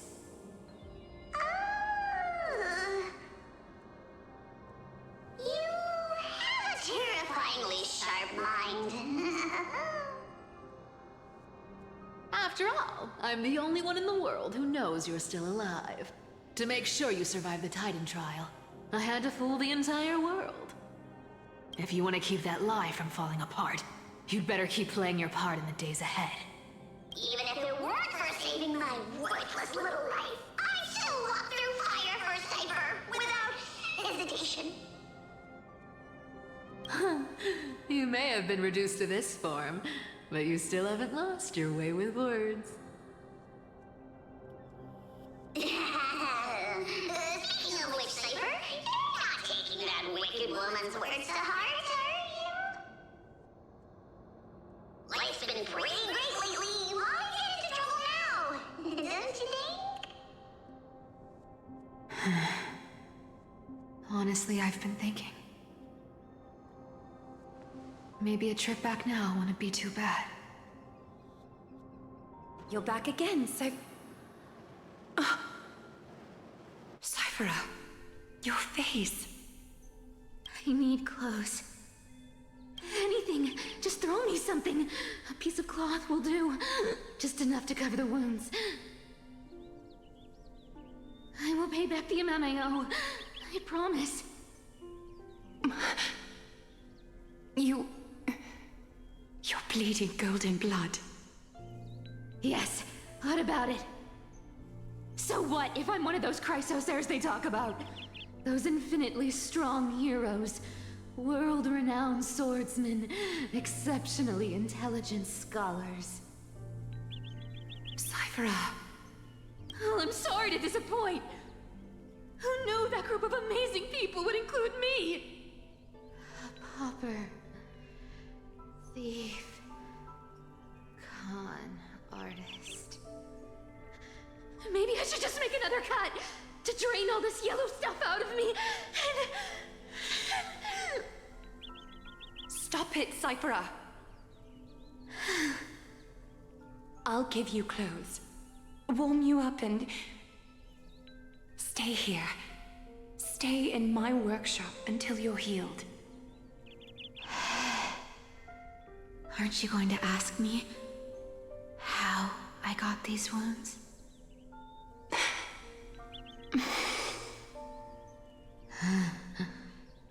Right. What's the use? I'm so good at lying. Even your golden thread can be fooled. If you can't verify the truth, Why bother asking at all? I don't need to ask. Nor do I need to use the golden thread. I know everything you do is for survival, at all costs. Stay here. You won't have to deal with the cold or go hungry again. Stay by my side, and you can start putting yourself back together. Aren't you worried I'll ruin this place's reputation? Or that I might sneak off with your precious clothes and sell them? I wouldn't have invited you if I were worried about those things. You're weird, seamstress. You know, they say a child who often lies remains a liar for life. I've tried not to become a liar, but honestly, it's just too hard. I'm close to giving up. What makes you think I won't disappoint you? Because I can feel it. Not with the power of a demigod, but with the heart that beats in my chest. You love this place. That's why you keep coming by, but also why you hesitate to stay longer. You worry you'll tarnish the Gold Weaver name. After taking over Nestia's divine authority, I became used to letting the golden thread distinguish sincerity from falsehood. However, the mission I need to complete requires me to learn to trust and rely on my heart. Cyphera, you're an honest thing I've given to this world. And also a challenge the world has given to me. Stay here with me. You have a beautiful face that deserves better than to be covered in scars and grime. You've got a way of talking that's hard to follow. All right, let's make it a deal. You have 1 day to change your mind. Once the action hour passes, there's no turning back.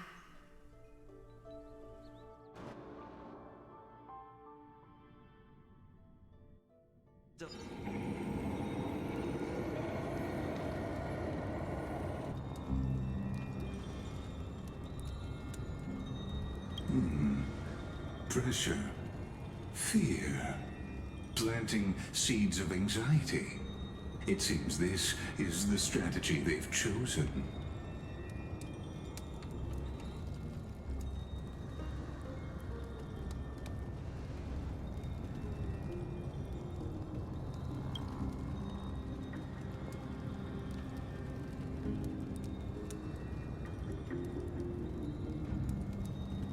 From what I know, these stories are true.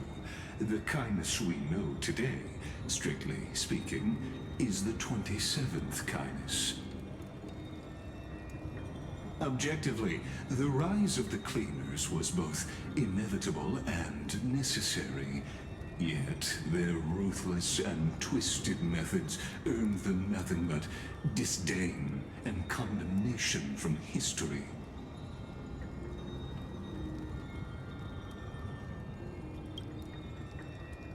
Even in these crumbling end times, there are always those who find ways to profit from the chaos. To ask the vested interests to abandon their status, wealth, and ambitions in this world for a distant ideal may be no easier than creating a miracle.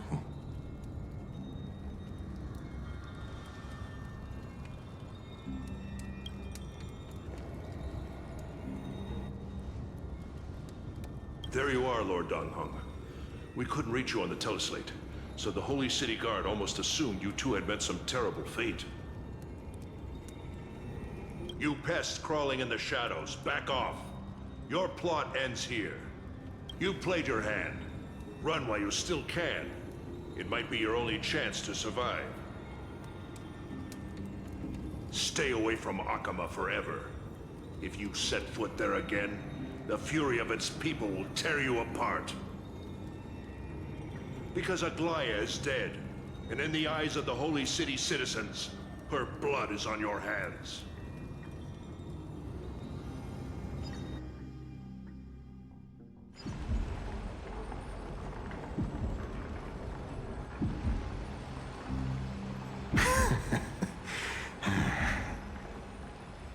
Looks like she was wrong about you. She? Are you talking about the mastermind behind all of this? Well, she thought you were weak.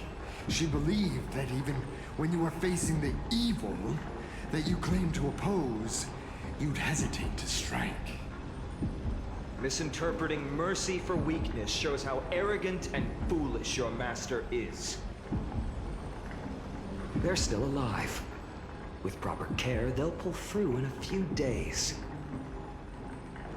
But I must warn you, I haven't fought a human in ages. I can't guarantee I'll always be able to hold back. They're lucky they're still alive. If you feel as lucky as they are, try me.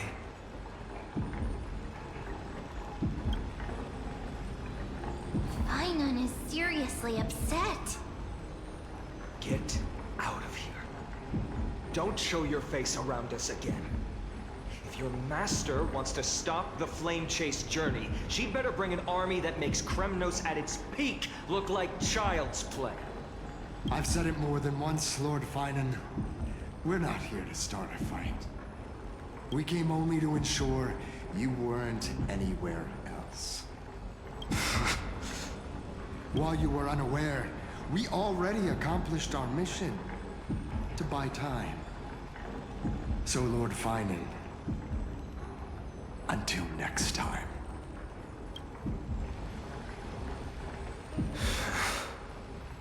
Are you okay? I'm fine. Anyone who uses innocent lives as bargaining chips has gone too far.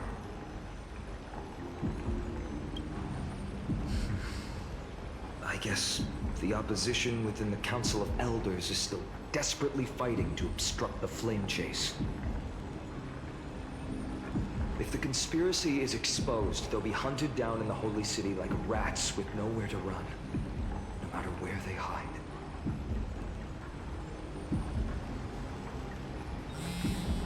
Tell us, Lee.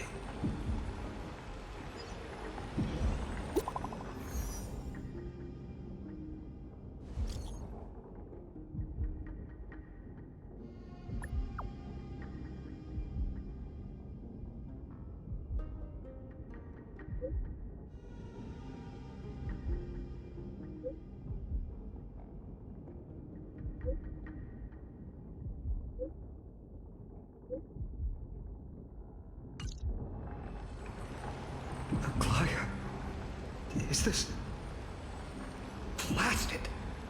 Those guys. I've heard from more than one person. It doesn't seem like a joke. Stay calm. This could just be one of her schemes. I won't believe it until I see it for myself. Finon, what should we do now? Stay on course. I'll contact Treeby and ask her to keep the citizens calm. We'll hurry back to Akama as fast as possible and assess the situation in the city. If we run into any enemies along the way, I won't be merciful this time.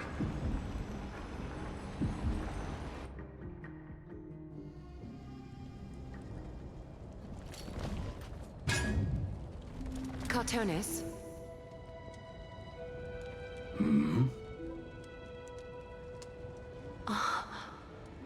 You're forging a sword for Finan, aren't you? I haven't seen you wield the hammer in so long. I couldn't help but be entranced by the sight. You, Aglaya. In this form, you come to me. It means... That's right.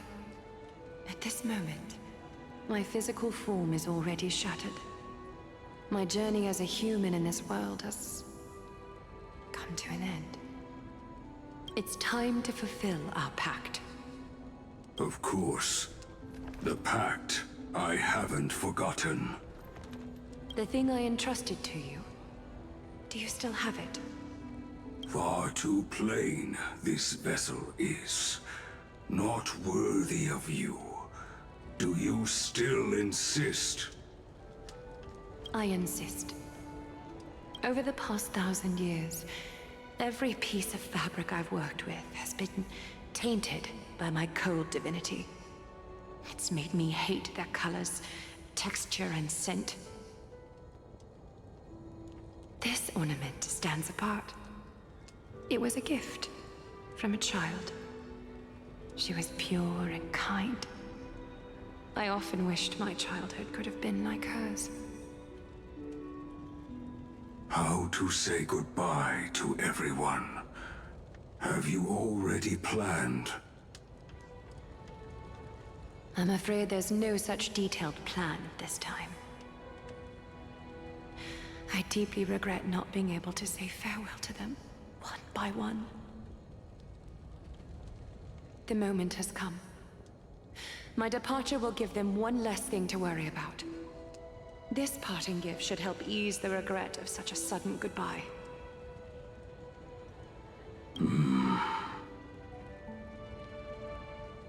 Invented for the Titans, Kremnos' soul-forging technology was. Though divinity it retains, filtered out, the remnants of humanity will be. Is that what you want, Aglaya? You've confirmed this with me repeatedly. Yes, Cartonis. I need you to do this for me. Condense my divinity into this ornament. It might still be useful in the future to help them complete their mission. Selfless until the end. Envy that child, there's no need to. Already lived a grand life your humanity has. Your praise puts my heart at ease, Grand Craftsman.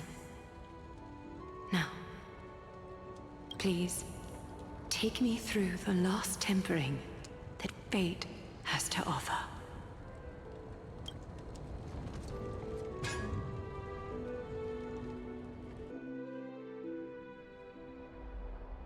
The city is silent, and tension is building with every passing second.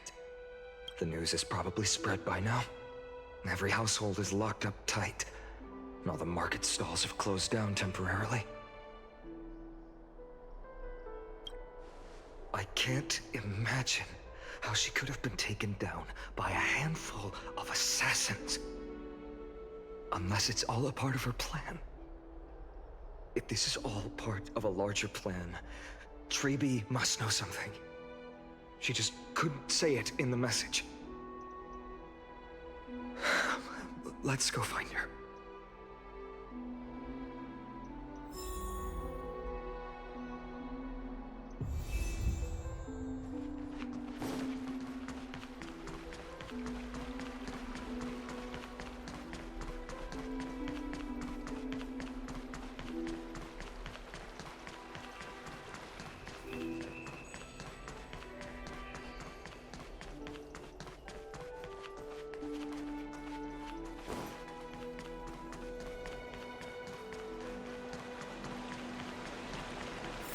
Darnhan came back before us. Well, maybe he's heard something.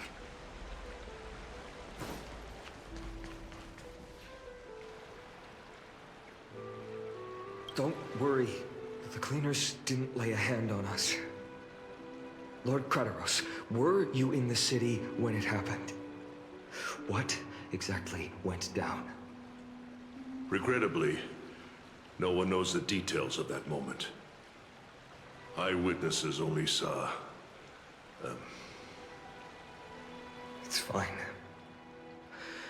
Just tell me. Eyewitnesses at the Memorial Palace saw Aglaya fall from the Chrysos airbath. Oh, God.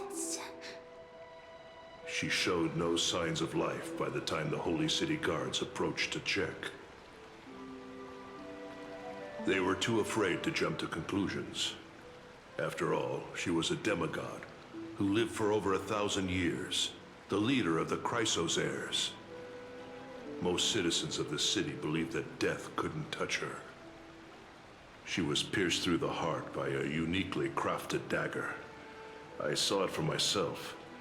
It's one of the weapons carried by the cleaners. No, that doesn't make sense. The ones who appeared in the Grove and those who confronted Dunhung in the Abyss didn't immediately resort to violence. They were just watching and trying to intimidate. They didn't have any reason nor the courage to attack Aglaya. Perhaps...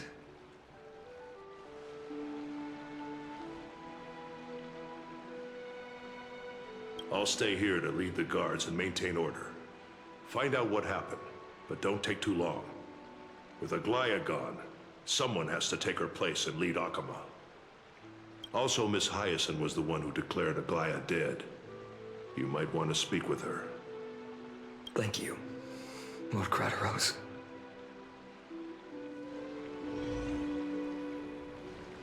I'll stay here to lead the guards and maintain order. Find out what happened, but don't take too long. With Aglaya gone, someone has to take her place and lead Akama. Also, Miss Hyacinth was the one who declared Aglaya dead.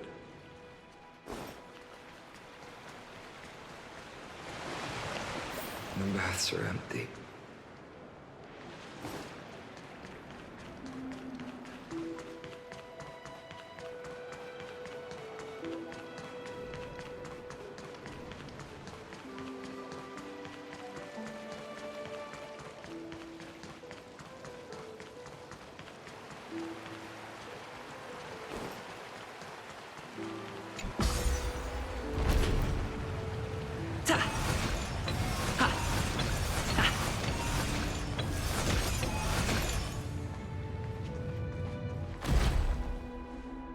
Hyacinth. You're back. I'm fine. I've been staying close to Lady Treeby and Lady Trinan after the incident. It's great that you could come back so quickly. They need someone with them now. Yes, we witnessed her final moments. I tried to treat her immediately, but even the sky's blessings, declaring her death was the hardest thing I've ever had to do as a doctor.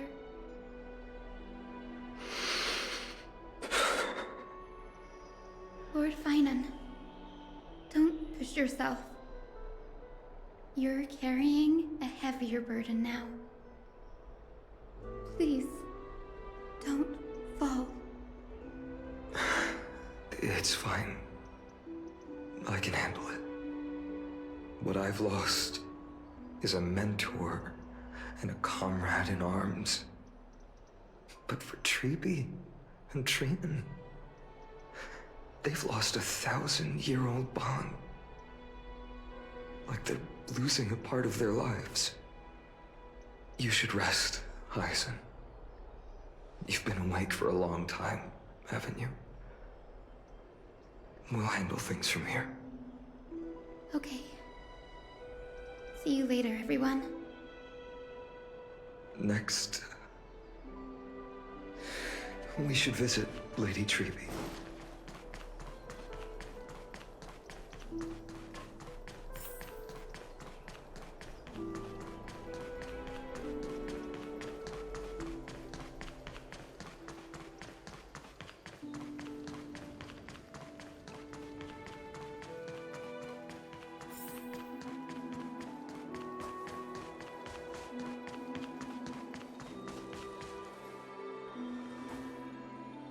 Snowy. Little Gray. You're back. Lady Treeby,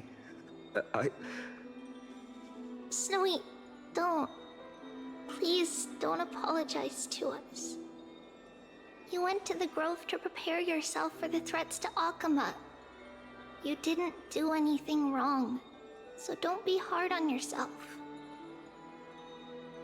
We were always by Aggie's side throughout this long journey, so we understood her thoughts better than anyone. She knew she wouldn't see the end of the Flame Chase journey, yet she gave everything without hesitation for the future of everyone.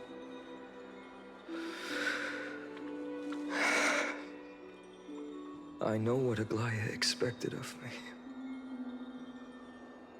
Right now, the last thing Akama needs is a leader wallowing in self-pity. The scroll over there was entrusted to us by Aggie. She instructed us to hand it over to you when the time was right. I think now's the right time.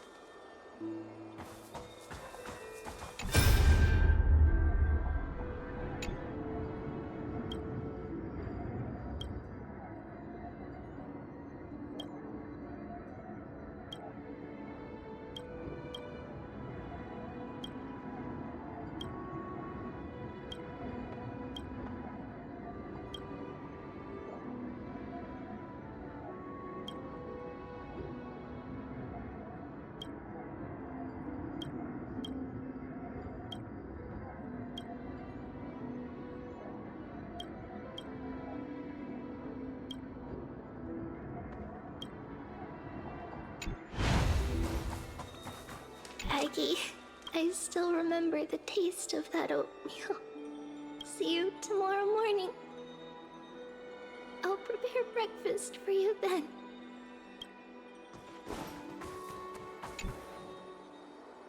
Vinan, my humble student, my trusted colleague.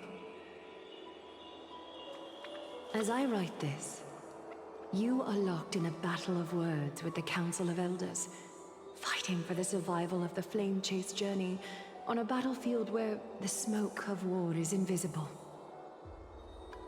I deeply regret and feel guilty for hastily pushing you and the Trailblazer into the debate. But please forgive me. At that moment, I could not afford to show any sign of weakness before you, as it would have crushed your morale.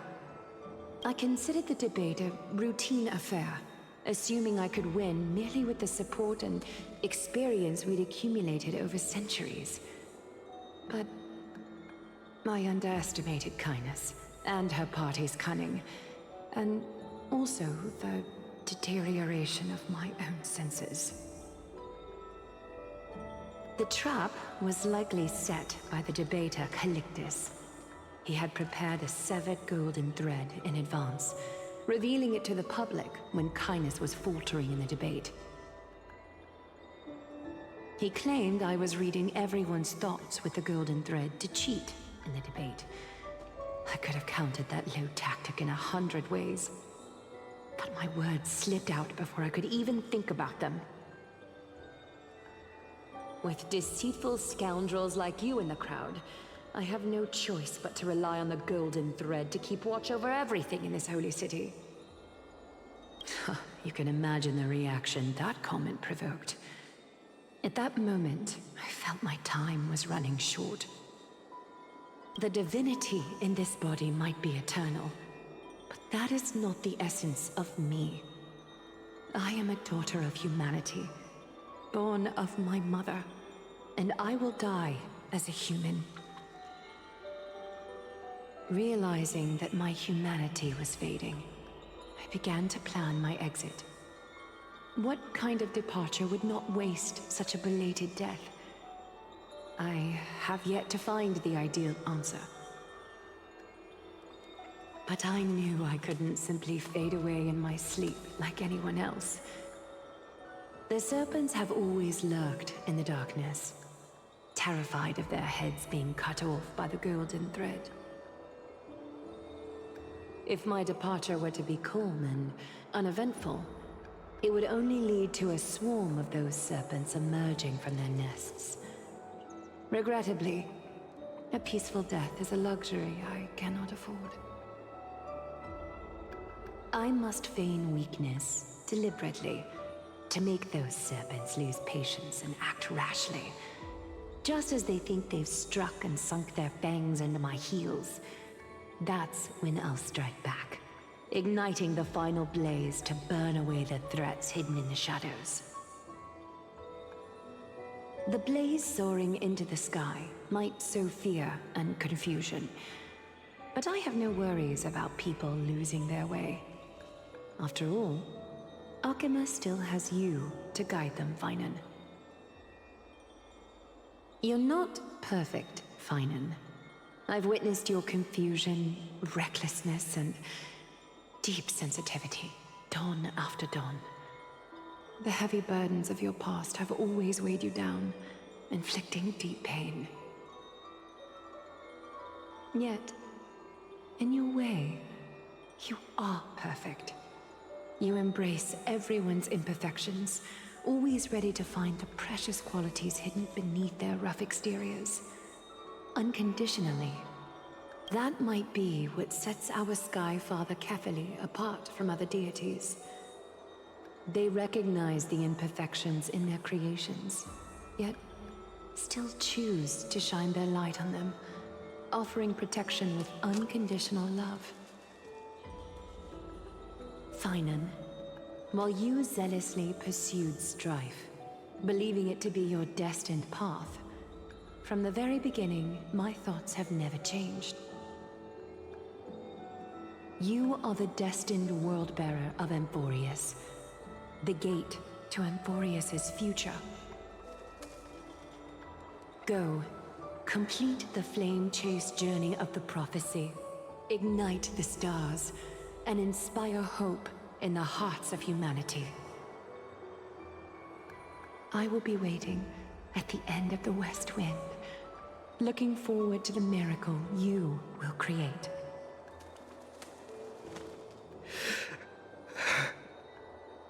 Aglaya, how could I possibly be worthy of the burning torch you've passed into my hands?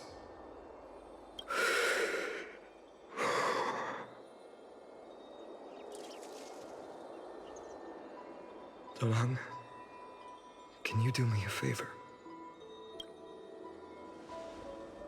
Please deliver a message to Lord Krateros.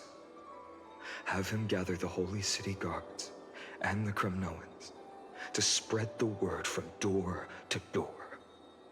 At the lucid hour tomorrow, Finan will speak at the Marmorial Palace. Urge everyone who has concerns about the Holy City's future and the Flame Chase journey to attend this gathering. Tell them Aglaya has left Amphorius the seeds of hope. Thank you. It's been a harrowing day for everyone.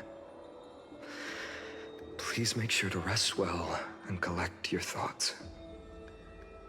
I need to prepare.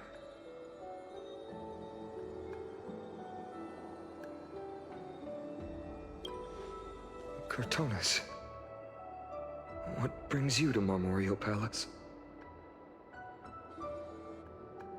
I planned to get everything settled before coming to see you. Is there something urgent, Cartonis? How are you holding up, I wanted to see.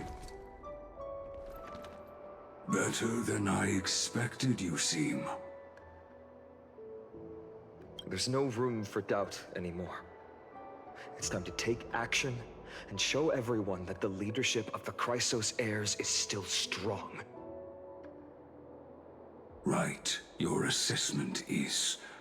Now, here, take this. Is this it? You've completed it. Dawn make Dawnmaker. The name I've chosen for it. Before dawn, prepare for battle. For tomorrow, wield your sword. Befits your stature, it does. Chrysos heir. Dawnmaker. Unbelievable. You've never seen that black-clad sword master. You've recreated this so precisely, just from what I described. Precise your description. Imbued it with the power of dawn I already have. Guided by your will, gleam with golden flames, its blade will. Wield it. May triumph always be yours. Thank you, Cartonis. I will use this sword to protect the beings of Amphorius. Another thing there is. What's this? Stored here, the remnants of Aglaya's divinity are. This was her commission. Her death she had long foreseen. Can she still hear us? It's difficult to confirm. About divinity, we know very little. In this way, she wanted to be with you. Always. I understand. Let me keep it. With this, I'll have another constant companion by my side. May this world never have need for a deliverer. Someone told me long ago. But when the world dashed her hopes and fell into disarray,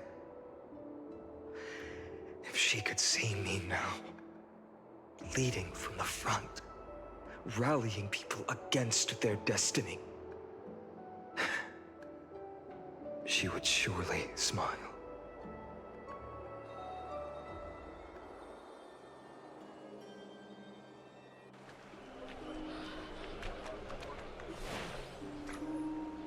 How will the Holy City continue without Lady Goldweaver? Look! Lord Finan is here.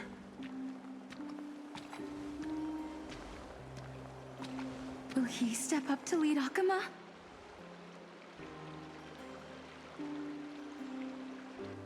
Not long ago, I spoke at the Citizens' Assembly at Dawncloud.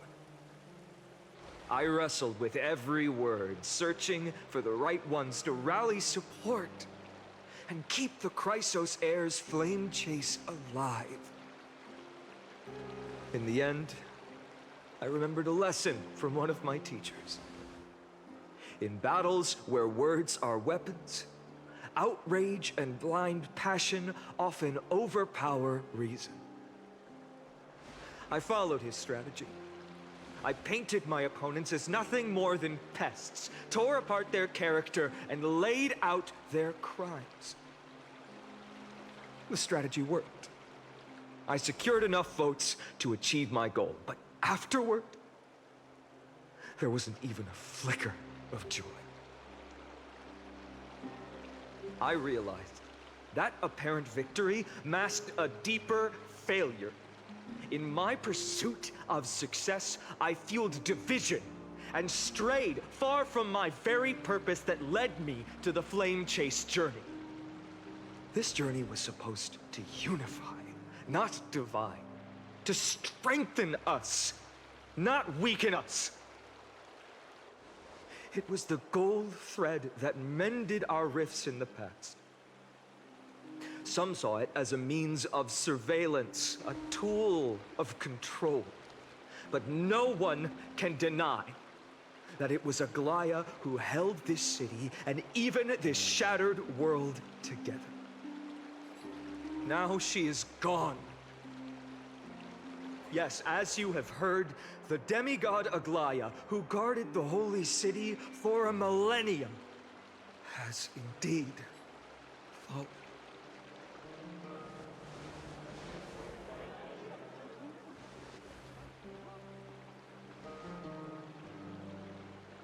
Who murdered Lady Goldweaver? Find the murderer! Make them pay!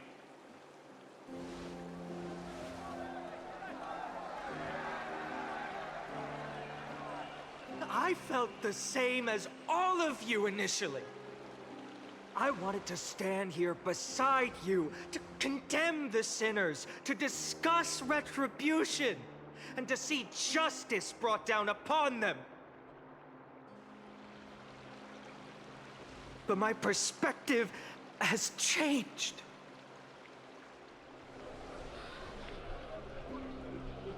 The golden threads that once bound this city have unraveled. Yet no one is celebrating their freedom from control. In the empty markets and bath chambers, one feeling lingers. Unease. Deep down, we all know the last safeguard against the harm we may do to each other is gone. No divine power will protect us from the malice in our hearts. From now on, only the moral code we choose to uphold for ourselves will stand between us and the abyss. Finon has a way with words.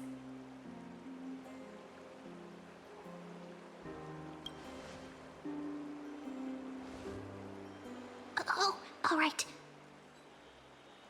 The flame-chased journey is nearing its end.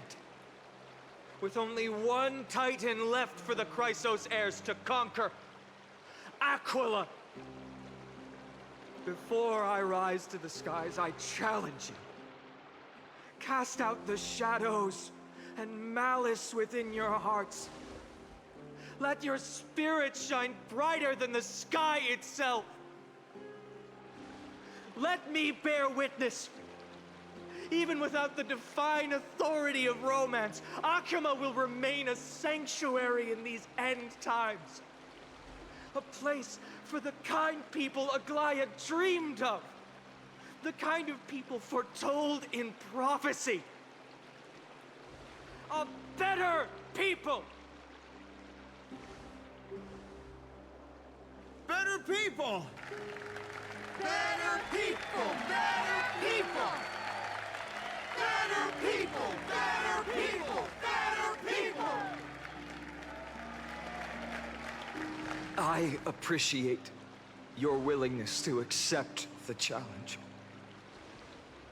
You have reminded me that Aglaya left me perhaps the simplest duty in the world. To bear the burden of creation, I need only to give one thing. It's a gift she once gave me without hesitation, and now I share it with each of you. Unshakable faith. There's still a long way to go before Amphorius is reborn. But we will not forget the past as we move forward. For the memories of Amphorius will always benefit future generations. Allow me this moment.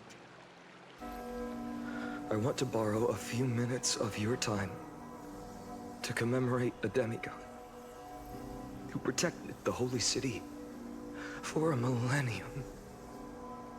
She was Akama's dressmaker, the leader of the Chrysos heirs, the Goldweaver, Aglaya, and her greatest feat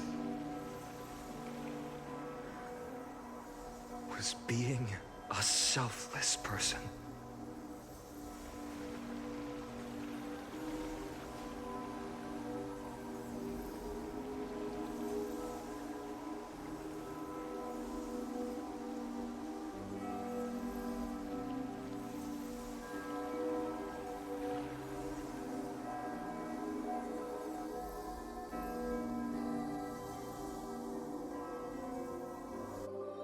That singing sounds so familiar. That's our song, and Snowy used to love it! Yes, Lady Trian. For that child filled with anxiety. Your songs always dispelled the clouds in my heart. Even if for just a moment. Snowy was so cute and kind when he was little. Now... you've grown so much. Maybe not as cute, but still just as kind. Time spares no one, so there's nothing we can do. But kindness, you helped nurture it in me. Don't mention it. Your light is as bright as ever. Keep it up and stay strong. See you, Snowy. Goodbye, Lady Trian. I heard what you said. Are you suggesting the debate tactics I've taught you are nothing but sleight of hand? Not at all, Professor Anaxa. Honestly, without those techniques you taught me, the Flame Chase journey might not have survived. Good thing your head's still clear.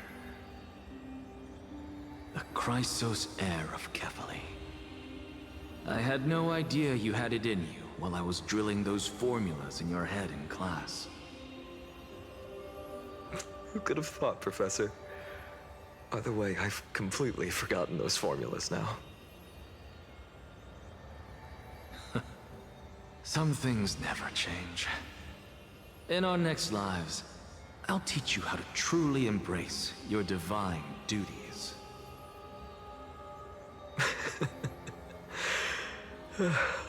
I'll be waiting. Goodbye, Professor Anaxa. Miss Castros? Aren't you going to say something? Lord Finan, you have always been so approachable. Ever since we first met, you've seen me as a friend. It was the first time I understood what everyday friendship was like. But that's dangerous. Dangerous? Laughing and chatting with you, I sometimes forget who I am. And for someone with my kind of power, that's a real hazard. I hadn't thought of it that way. Sorry, I forgot to consider your perspective. Please, no apologies. Despite everything, thinking back on the times we spent together makes me really happy. I feel the same. Goodbye, Finan. Goodbye, Gastros. Aglaya.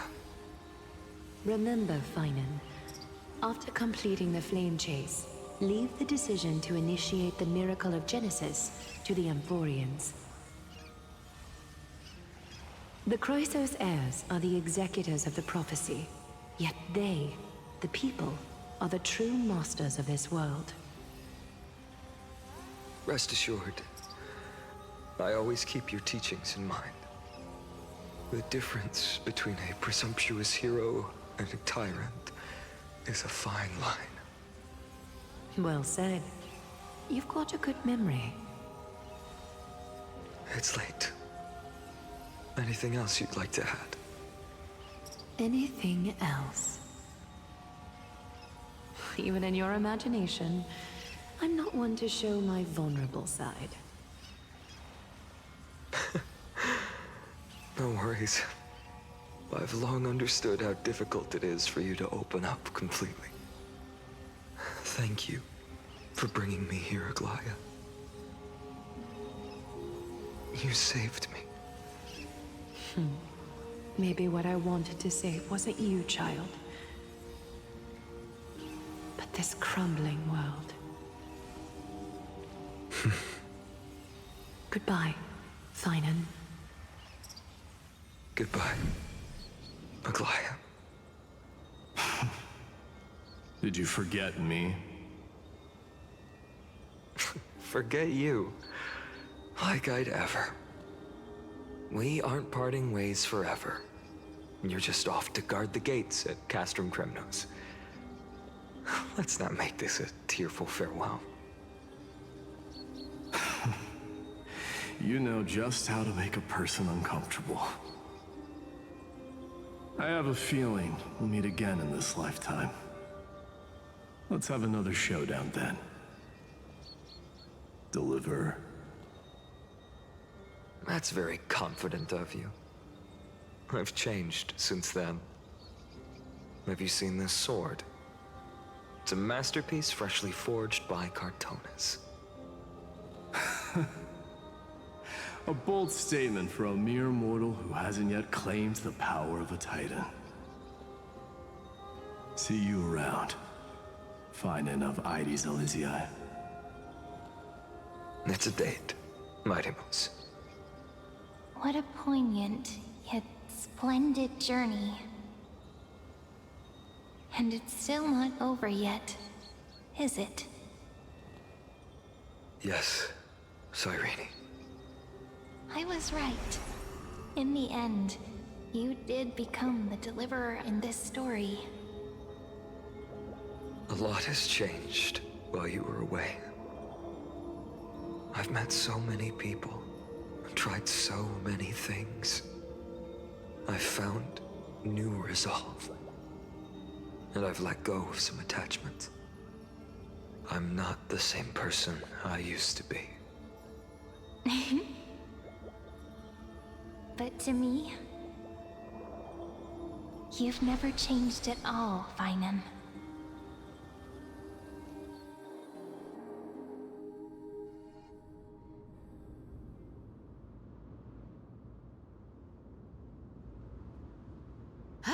Dawn Cloud. This place holds so many different kinds of memories. I remember you could see the Gold Weaver sign from here, all the way down the mountain. But my eyes aren't what they used to be 1,000 years ago.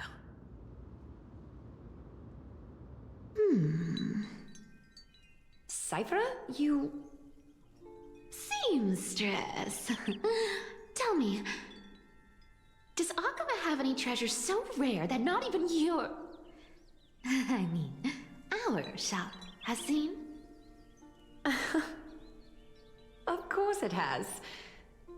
I heard there's a gem of all worlds hidden somewhere in Dawn Cloud. Apparently, it's a piece that fell out of the Dawn device. It's truly a priceless treasure, being a part of Kefali's divine body. Even I, the Gold Weaver, cannot witness its glamour. Gem of all worlds. Nice! Got it! Well, please keep looking after the shop while I... Let me guess, Cyphra. You're probably already plotting to sneak into Dawn Cloud to steal that gem, aren't you? And your next move is probably trying to sell it to the highest bidder, then distribute that money to the poor and the refugees in the Holy City? Look, seamstress. Are you sure you aren't peeking into my head with your golden threads? You might be skilled at covering up lies, but your compassion is all over your face, plain as day. Don't lie to yourself. Do you honestly think this is the right thing to do, Cyphra? What else am I supposed to do? That's the only thing I can do with my power. You keep talking about how I have the potential to become a good person, or even what people call a hero. But I don't know what I need to do to get there! I can't wait golden dresses like you. I can't sing as well as Miss Hysoons, and I definitely don't know as much as Big Sis Treeby. The only things I'm good at are the underhanded street smarts that no one even respects. But I still want to be worthy of you. I want to prove that you've made the right choice. Even thieves can dream. Right?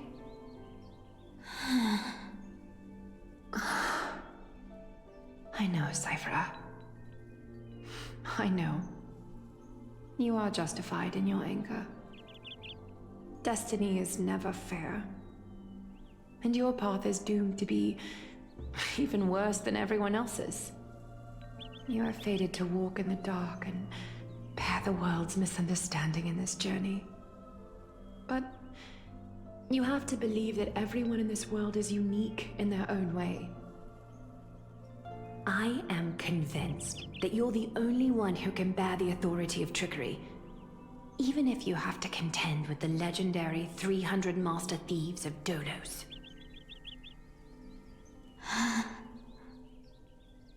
Aglaya.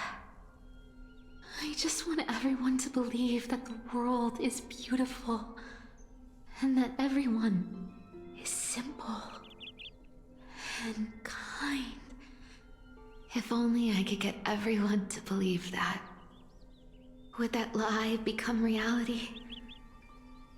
If enough people believed in it, even though it's a lie. Lies will always be lies, Cypher. But sometimes they can be more noble than the truth. Huh. Are you really planning to just stand there forever? Honestly, sneaking around doesn't suit you, Deliverer.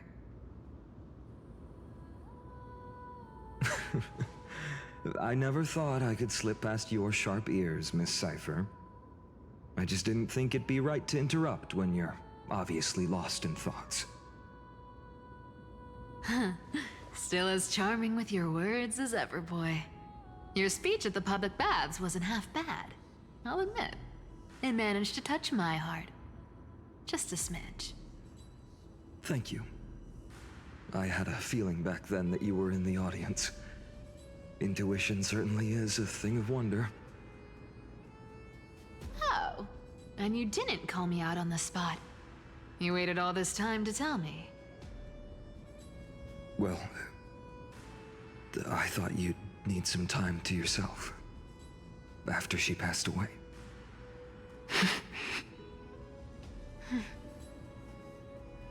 None of your business.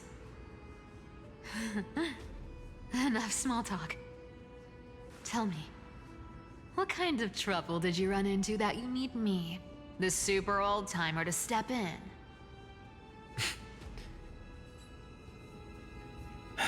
We've only met a couple of times, but you've always gone straight to business.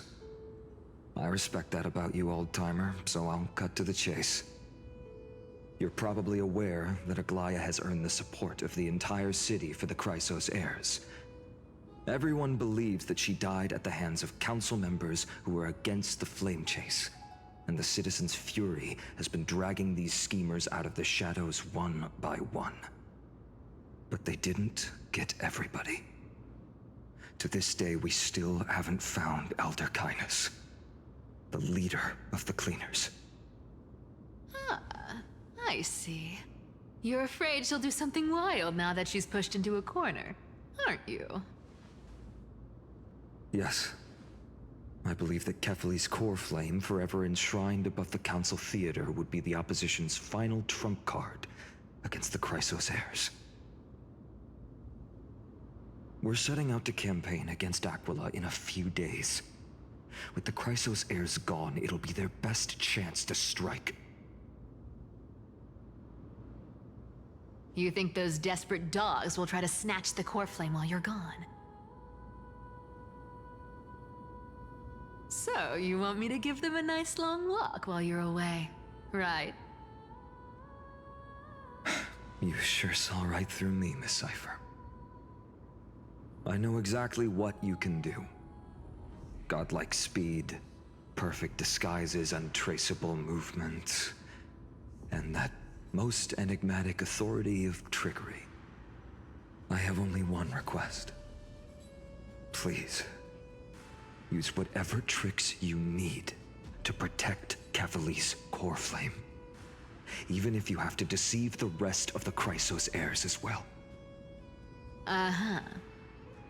Hey, Deliverer. Do you honestly think that there's no way I'll turn you down? Do you even have any plan Bs if I decide to nope out on this? As the demigod of trickery, there are no other trump cards in the world that can outrank you. I'm sure you know the answer to your own question, Miss Cipher. What confidence. You talk as if you have everything in the palm of your hand. Huh. So you did learn a thing or two from her. I'll give you that. Then let me tell you something you don't know. The Flame Reaver. They've been watching Akama closely. You mean... Bet you didn't expect that, huh? I've been tracking them all this time. And this is my conclusion. That lunatic may have lost their mind, but they're no fool. Why do you think they haven't made a move on Akama yet? Professor Anaxa once analyzed this. He thought it was probably because Kefali's core flame was protected by the Council of Elders' secret arts. Ha! Sacred art's my foot! I could break those mechanisms with the flick of my finger. Allow me to let you in on the actual secret. They probably held off from attacking Akama because the Seamstress's defense network was way tougher than you thought. Now that she's gone, and you're heading out to the Eye of Twilight, with the city's defenses in shambles. What a dangerous situation we find ourselves in. But since you're the one who brought it up, I'm guessing you already have a solution in mind. Just look how ridiculously calm you are right now. But you guessed it right. Consider this a 2-for-1 deal. I'll keep that lunatic entertained on top of protecting Kefali's core flame. You owe a big favor after this. You have my deepest gratitude. That Flame Reaver's power is truly unfathomable. Please be careful. Don't forget, Deliverer. There's a fundamental truth in this world. Cyphera will always get the last laugh. No need to worry about a demigod. I'll do my job. So you need to make sure you don't die before you pay me.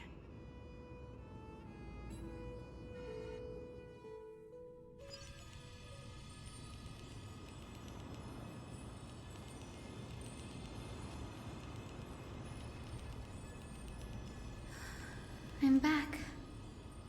I've been trying to stay away from here since the Black Tide destroyed the grove. And through that, stay away from the memories that might make me sad. But the wind keeps pulling me back. Maybe that's the Twilight Courtyard's duty, after all.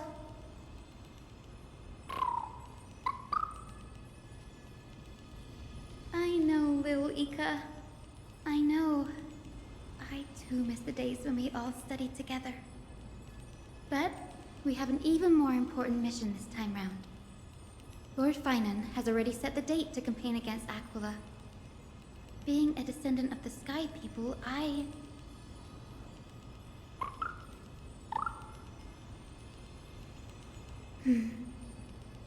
You're right. At least I can still afford to get lost in thought once in a while. Oh, ancestors. Please wait for just a bit longer. The time I spent in the grove. deserves some reminiscence.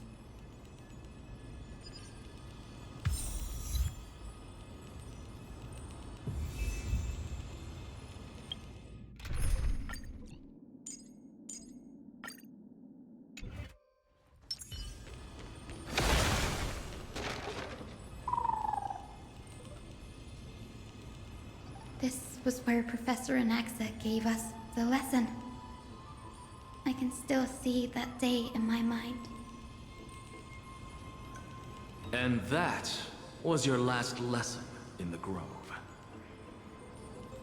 Now, each of you will head off on your own path. How much the Grove's teachings can help you in the real world depends on how well you can put knowledge into practice. However, heed this warning. If you ever do anything disgraceful out there, don't ever claim you were the student of Anaxagoras, one of the 7 sages. Professor Anaxa, there are still other classes scheduled on the calendar. Are you sure you didn't... Firstly, call me Professor Anaxagoras. Secondly, to clarify, the last lesson means the last lesson I will teach you. I will be entering seclusion from today onwards to research ancient alchemy, and all my teaching activities will be put on hold. Ah, I see. So you're saying that the lessons taught by all the other teachers aren't good enough to be considered lessons? All you do every day is wag that sharp tongue of yours. That's a credit deduction, fine enough IDs Elysiae.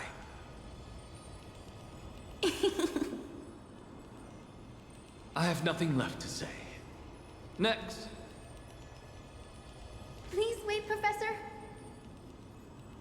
According to the Grove's protocols for a cohort's final class, the lecturer should take some time in that lesson to discuss the students' post-graduation aspirations with them and guide them toward a solid path. Surely you can't skip such a crucial step, Professor.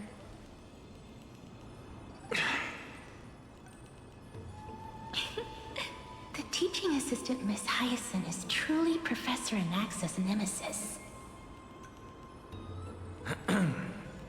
Fine.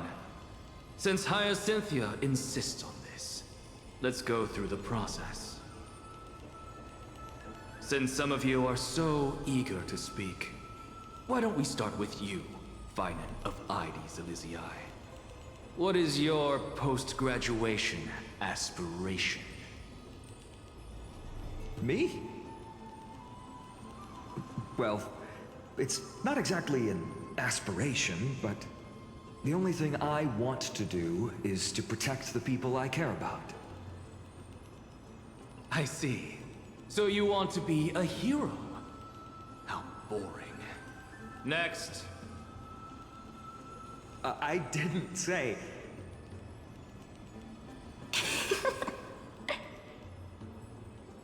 Castorus, you've been giggling for quite some time.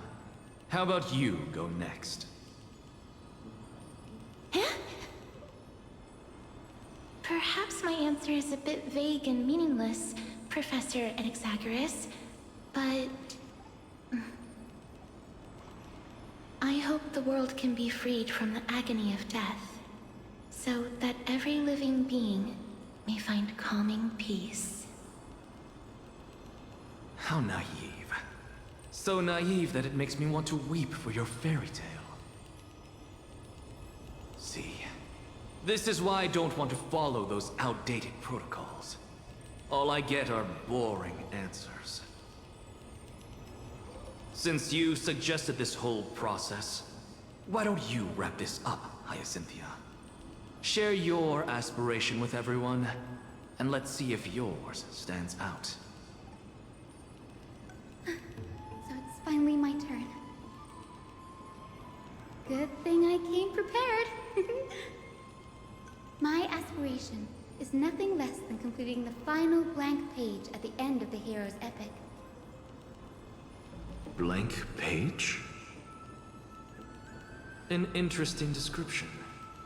Do explain, Assistant. I've read all of Amphorius's heroic epics while studying at the Grove, and a common thread came to my attention.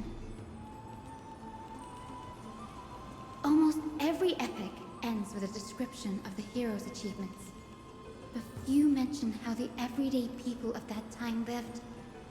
No one recorded the struggles and suffering the commoners endured. So you're saying that, instead of legendary heroes, you're more focused on commoners living on the peripheries of historical records. Perhaps I'm influenced by my background. My ancestor, Seliosi the Day Thunder Knight, raised her spear against the sky and ushered in the flame-chasing era that continues to this day. Her story is told to every child descended from the Skyfolk. We have no doubts about Seliosi's greatness, yet her towering figure overshadowed every record from that entire era. What about the Day Thunder Knight's family, allies, and friends? What about the survivors and those who died in the great battles? Whenever I think about their stories by the campfire, I realize the details of those legends have been long lost, and only Seliosi's name remains. Her brilliance had become as blinding as Aquila's, lording over everything on the ground. That's why I'm glad that my era does not lack heroes. All my ancestors had was a sad past, but I have a future I want to protect.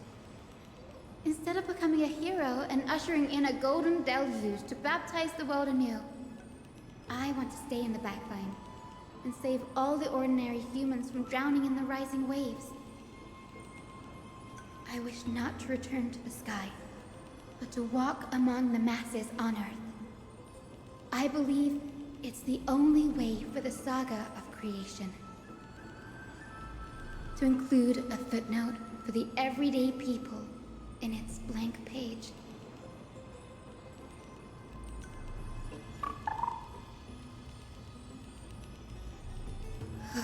I'm getting embarrassed from remembering how I said all that. But my beliefs have never changed. Now I really have a chance to stay behind the hero's front line and realize my dream. Denny, what are you doing here?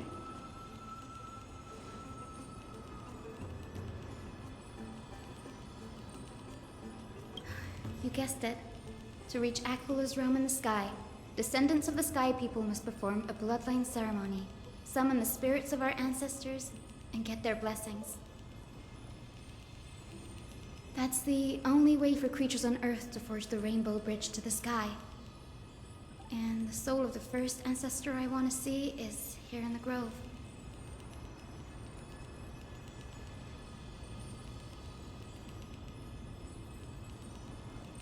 Don't worry.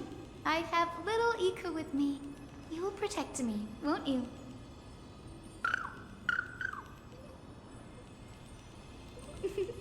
Good, Ika. Well, what brings you here, Danny?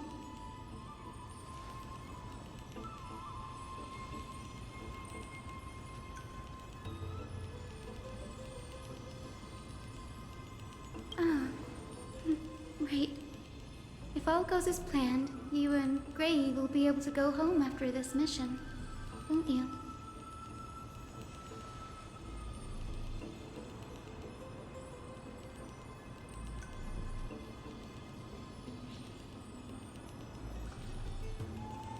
Oh? Could it be that you too have some kind of hidden powers to make prophecies now?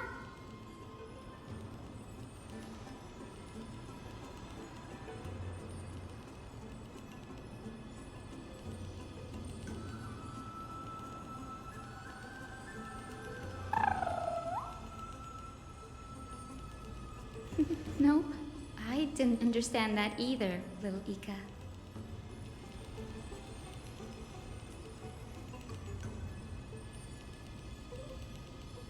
Since we've already met up, why don't you come with me, Danny?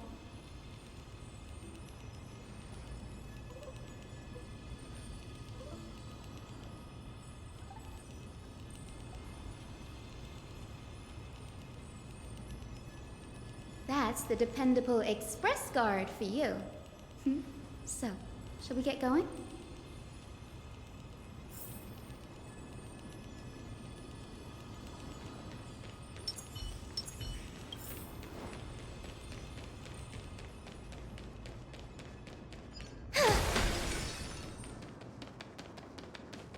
The chroma coffer is vibrating. There must be memories of an ancestor nearby.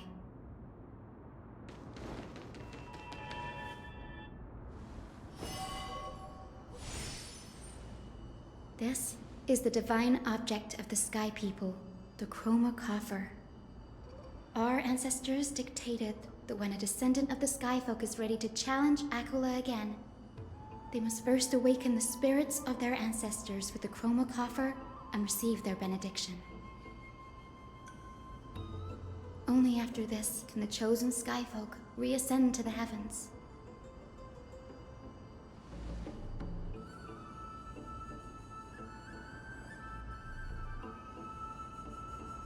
Very prudent, wouldn't you say? The soul of an ancestor slumbers here. Now, I will awaken them.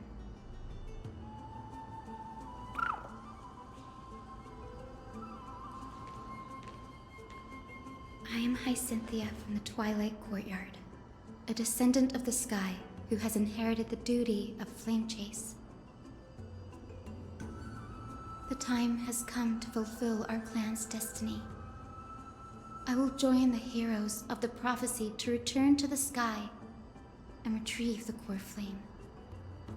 Ancestor, please bestow upon me your generous blessing.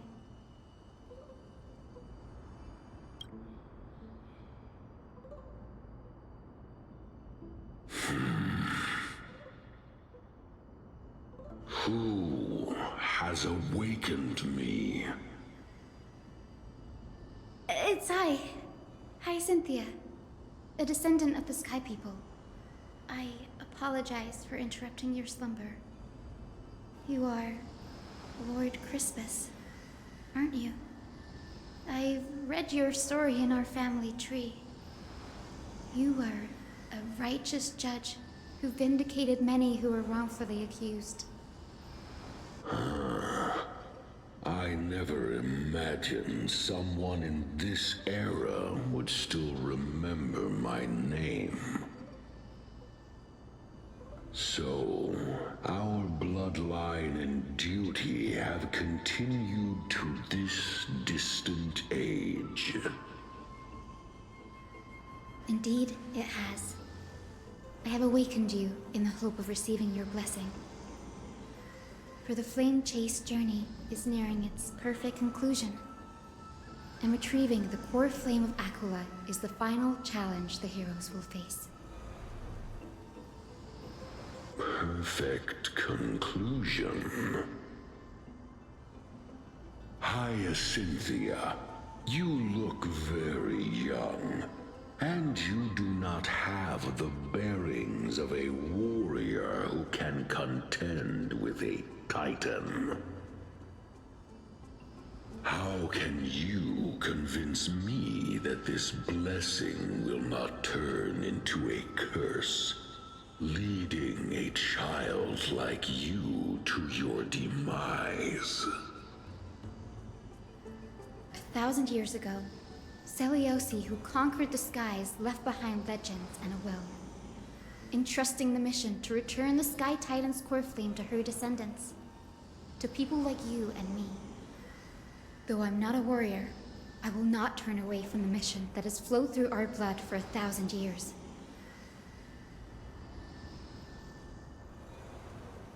And I am not fighting alone. I have the strongest and most tenacious companions in the world. Amphorius is in an era brimming with heroes. The burden of retrieving Aquila's core flame no longer rests solely on the shoulders of the chosen Skyfolk.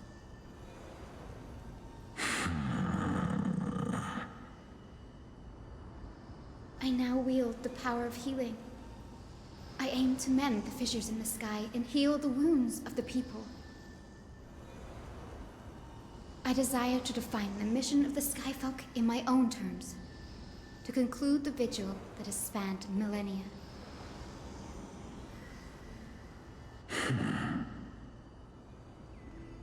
I sense resilience in your words.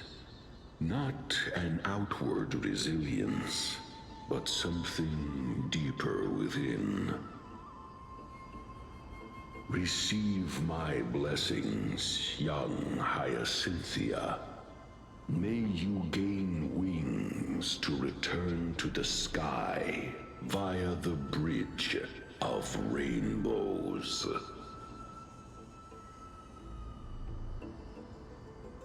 Thank you for your trust, Lord Crispus. We won't let you down.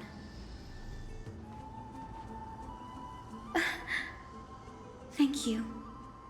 My ancestors were all pretty strong-willed people. It won't be easy convincing them. I've run through these upcoming conversations in my head more times than I can count. Now, the next ancestor on the list. Her spirit is said to rest in the vortex of Genesis. A pity that the ceremony has to be performed in strict order. Shall we head back to Akama together, Danny?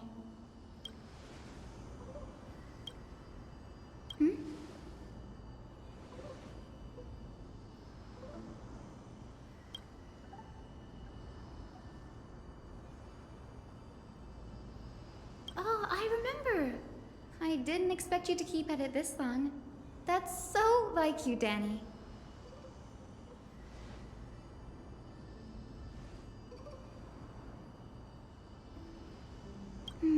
That makes sense. Bagusa was always described as a fickle titan in the myths.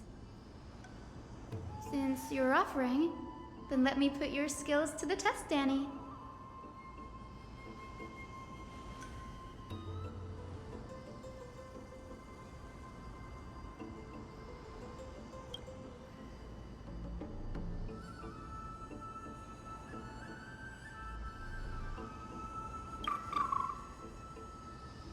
Got it. I'm counting on you, Danny.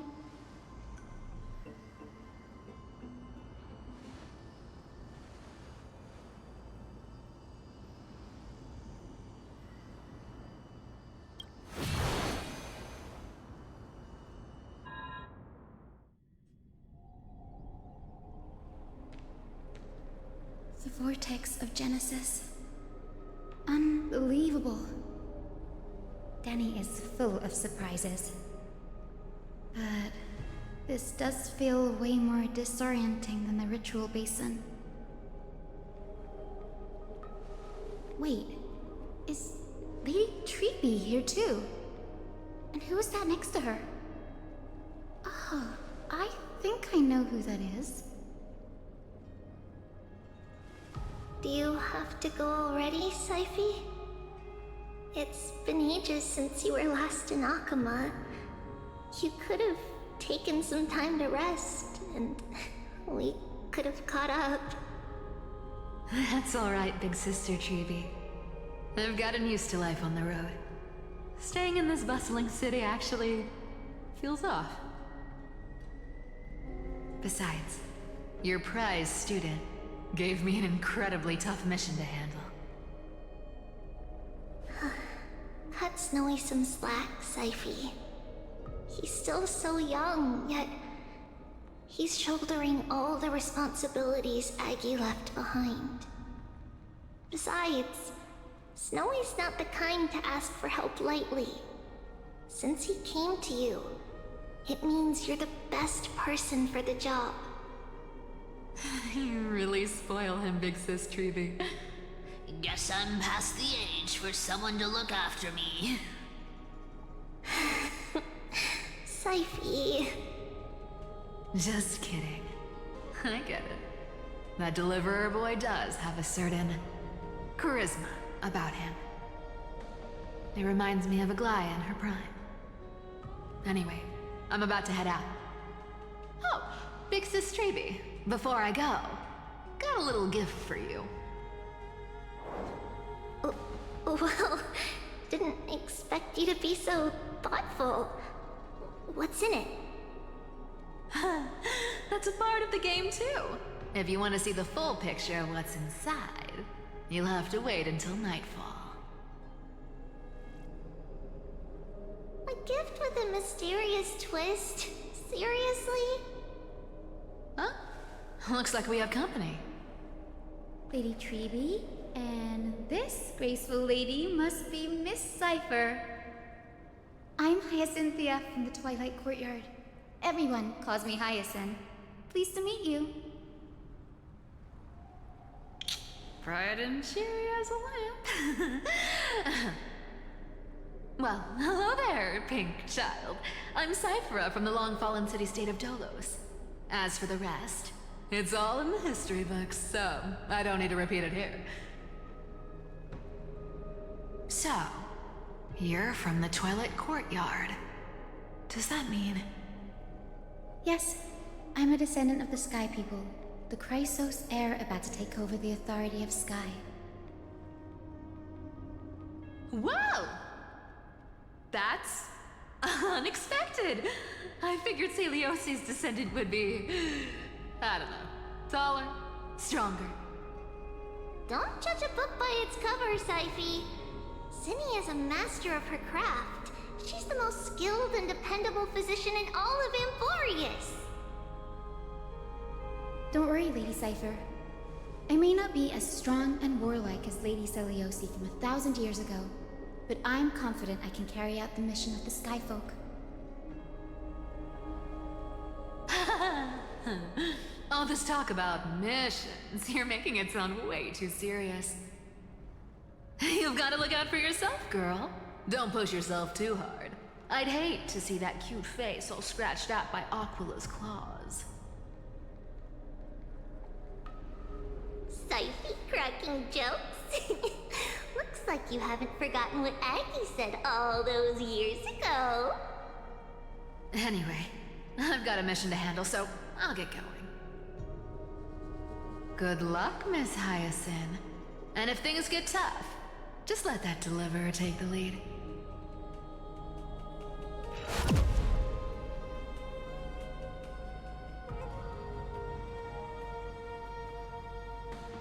Miss Cypher is in such a hurry. Don't worry, she's always been like that. It's good to have her back in Alchema lending a hand. Oh, well, enough about her for now. You're here because of your mission, aren't you, Zinni? It's the perfect opportunity for me to go and tuck Syphe's gift away somewhere safe. The Vortex of Genesis is all yours.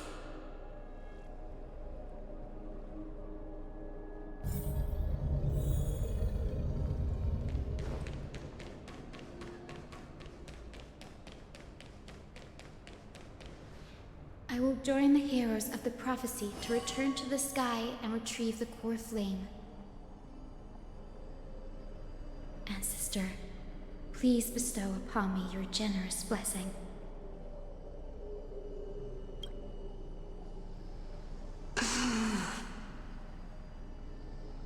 Child, what brings you before me? Could it be you're a descendant of the Sky People? Yes, I am Hyacinthia of the Twilight Courtyard, the successor of the Sky People's Flame Chase duty. You must be Gem Electra. Legend has it that during the Chrysos War, you led our people to ally with Alchema and held back the Kremnoan forces. It was your victory that earned the Sky People a place in the Holy City. Hyacinthia, you seem well versed in our clan's history. And this is the Vortex of Genesis? It is. Look, 10 stars have already been lit. The Chrysos heir's flame-chased journey is nearing its end. Are those The core flames of Fagusa and Giorios? Does that mean Hycealans and the Mountain Dwellers successfully carried out their duty? As fellow pillars of Amphorius, who would have thought that Sky's duty could only be fulfilled after 1,000 years? It's because Sky shelters all beneath it. If it were to shatter, the world would fall apart with it. That's why Lady Aglaia made the core flame of Aquila the final step in our campaign. Aglaia? Is she still on the flame chase journey after 1,000 years? Unfortunately, she has recently left us. But you're right. She was indeed still guiding the Chrysos heirs forward. Incredible. That girl actually managed to endure the merciless erosion of time, and lasted for so long. Answer me, Hyacinthia. Since you recognize me, you must have also read my writings, no? Every record regarding my lineage is etched in my memory, including your words. In that case, you're probably aware of the prophecy I sought from a certain Trebios. Yes. At the end of the Rainbow Bridge, the Sky Folk will mend dusk and dawn. But unfortunately, no ancestor has ever been able to truly decipher its meaning. I see. Yet, Trebios' prophecies never fail. Perhaps you'll be the one to witness its fulfillment, child. May the prophecy lead you to a gentle fate. Thank you, Lady Ektra. Whatever fate the prophecy holds, I'll face it head-on. It's only by giving everything we have that we can truly accept any outcome with a smile. Won't you agree? I like you, child. I wish this conversation could go on a little longer. Take my blessing, Hyacinthia. When I first saw you, I indeed had my doubts. But your resolve has touched me. If Sky's divinity is fated to pass on, I hope it incorporates your optimism and kindness. Your blessing is a treasure beyond measure, General. Rest well. I'll make sure your gift is put to its best use.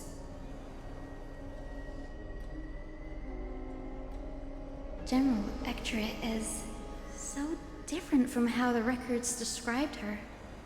She's quite a gentle person. All right, time to head back to the Grove. I shouldn't keep Danny and little Ika waiting.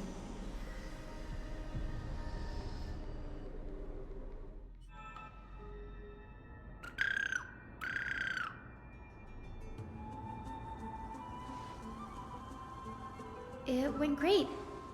Your spirit water art was a huge help, Danny.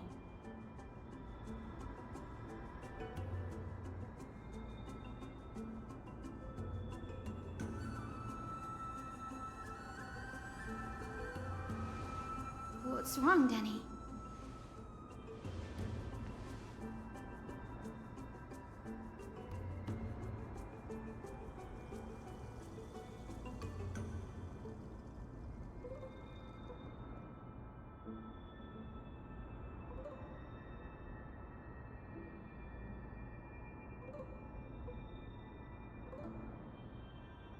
You've always been a bit of a sensitive soul, haven't you, Danny? Lady Trinan deciphers countless prophecies every day, and this one's just another among many. Don't worry too much about it. Come on, Danny. Don't look so gloomy. We're gonna have to take a long trip for the final visit to the ancestors.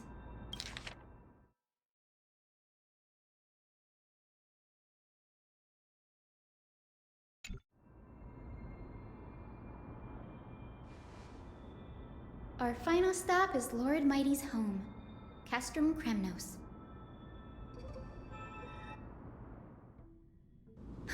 We're here. This is it. Lord Mighty has been fighting the Black Tide here, alone day after day. I'm worried about him.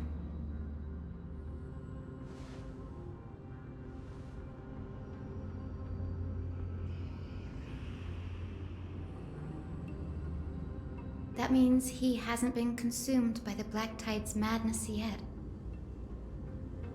We're here to complete an important mission. We shouldn't interfere with this battlefield. Don't you agree, Danny?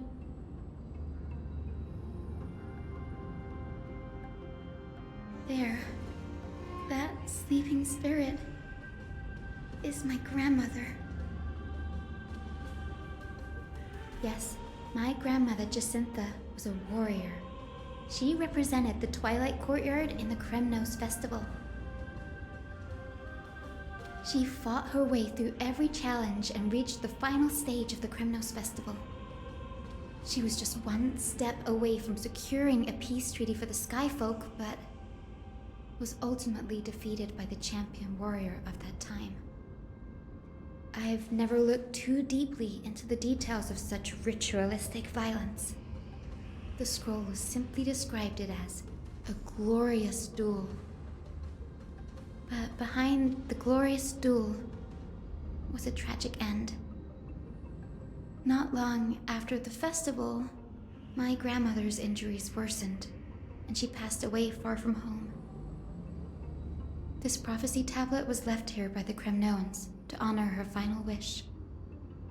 Her death marked the final collapse of the Twilight Courtyard, already fragile under the shadow of war.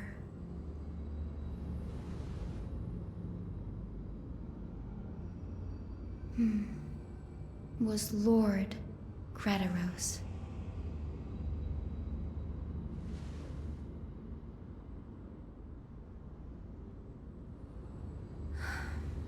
Seeing him lying there, gravely wounded, bleeding out, I can't put what I felt at that moment into words. But when I heard Lord Gradaros took that fatal blow to protect Lady Trianne, all those tangled feelings faded away. To quote Lord Finan, Gradaros must have done that to become a better man.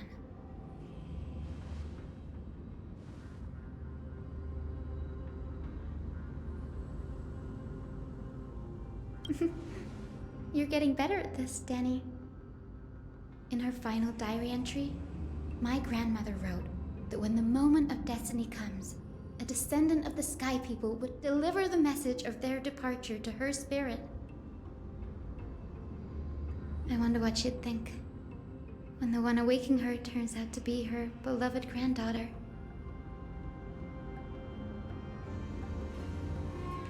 I will join the heroes of the prophecy to return to the sky and retrieve the core flame. Ancestor, please bestow upon me your generous blessing.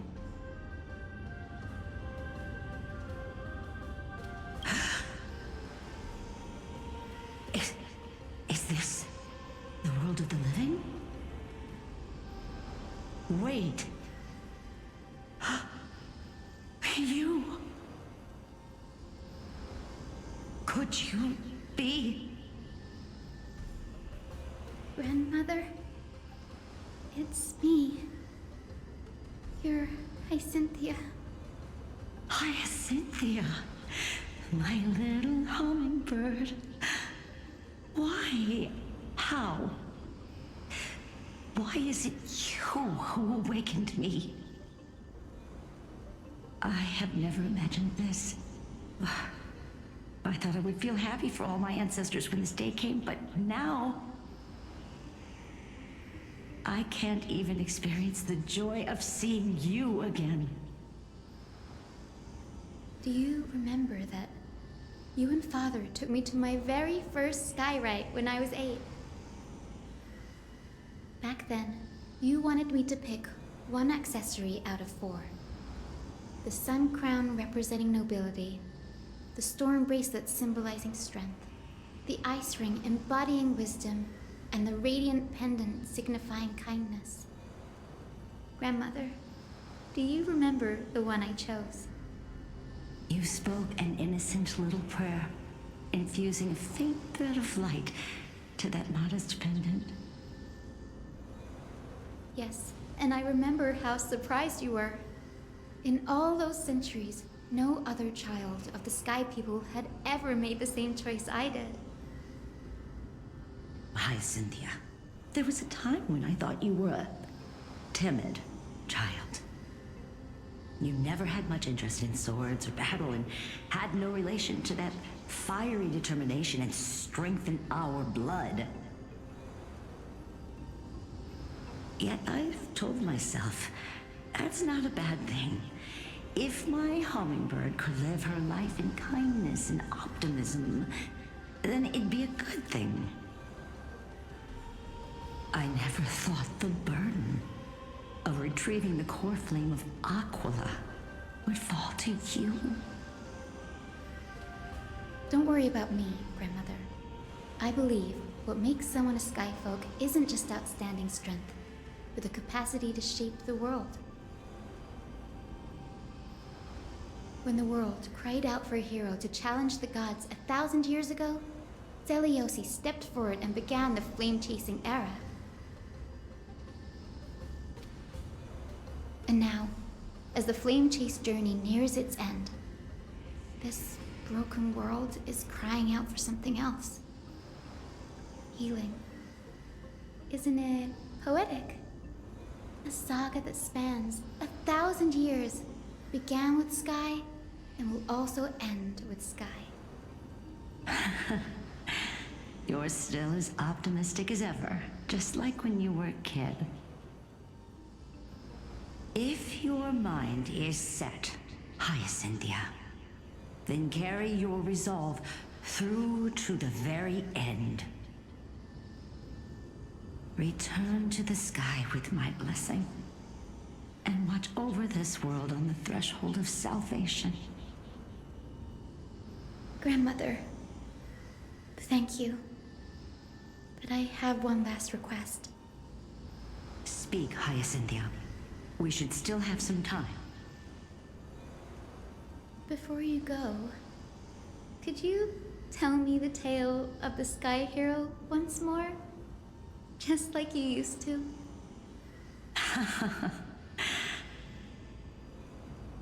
Then listen closely, my dearest hummingbird. After all, this will be the last time. For millennia, the Titans waged relentless wars, leaving the world scarred and ravaged. A century of the Chrysos War plunged the nations into chaos and decay. Until a spear, fueled by mortal rage, pierced through the smoke and flames that buried the prophecy of deliverance. Aquila, the celestial shaper, the 100-eyed divine bird crowned with the blazing sun and wielding thunder. Those struck blind in 99 eyes by Nikador, they kept one eye glaring at the children of Twilight who received divine blessing, yet turned their weapons against the gods. The Chrysos heir of the sky, Seliosi, the Day Thunder Knight, ascended the forbidden lands of the Eye of Twilight at dusk, clad in wings. To her left was the lion-headed Solibus the Sunlit Wings, whose roars breathed divine flames and scorched the world. To her right was the horse-bodied Lunibus, the Moonlit Plume, whose graceful steps trampled the stars in the heavens.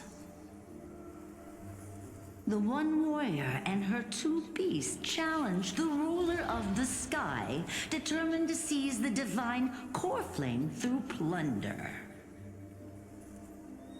The Titans' every roar summoned lightning bolts, and their every movement stirred cyclones.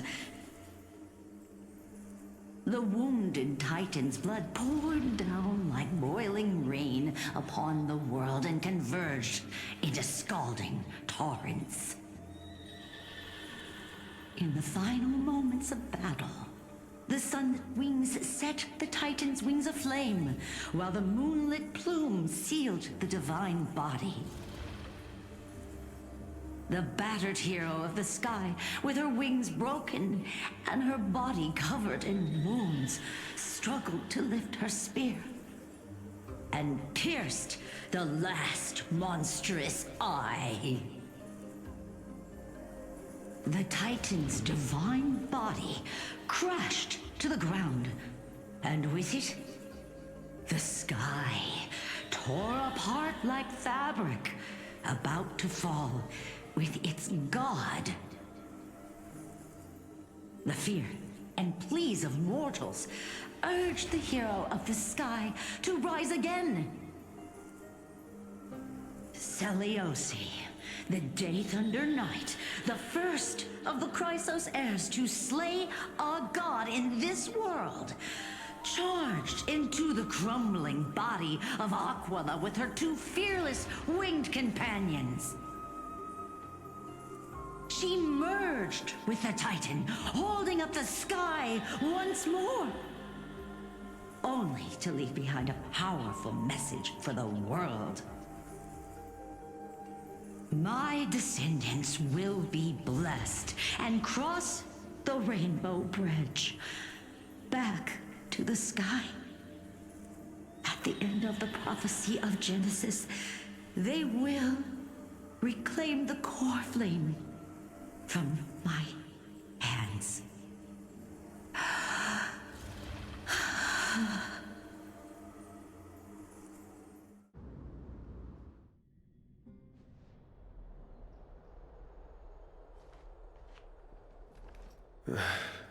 Today's the day.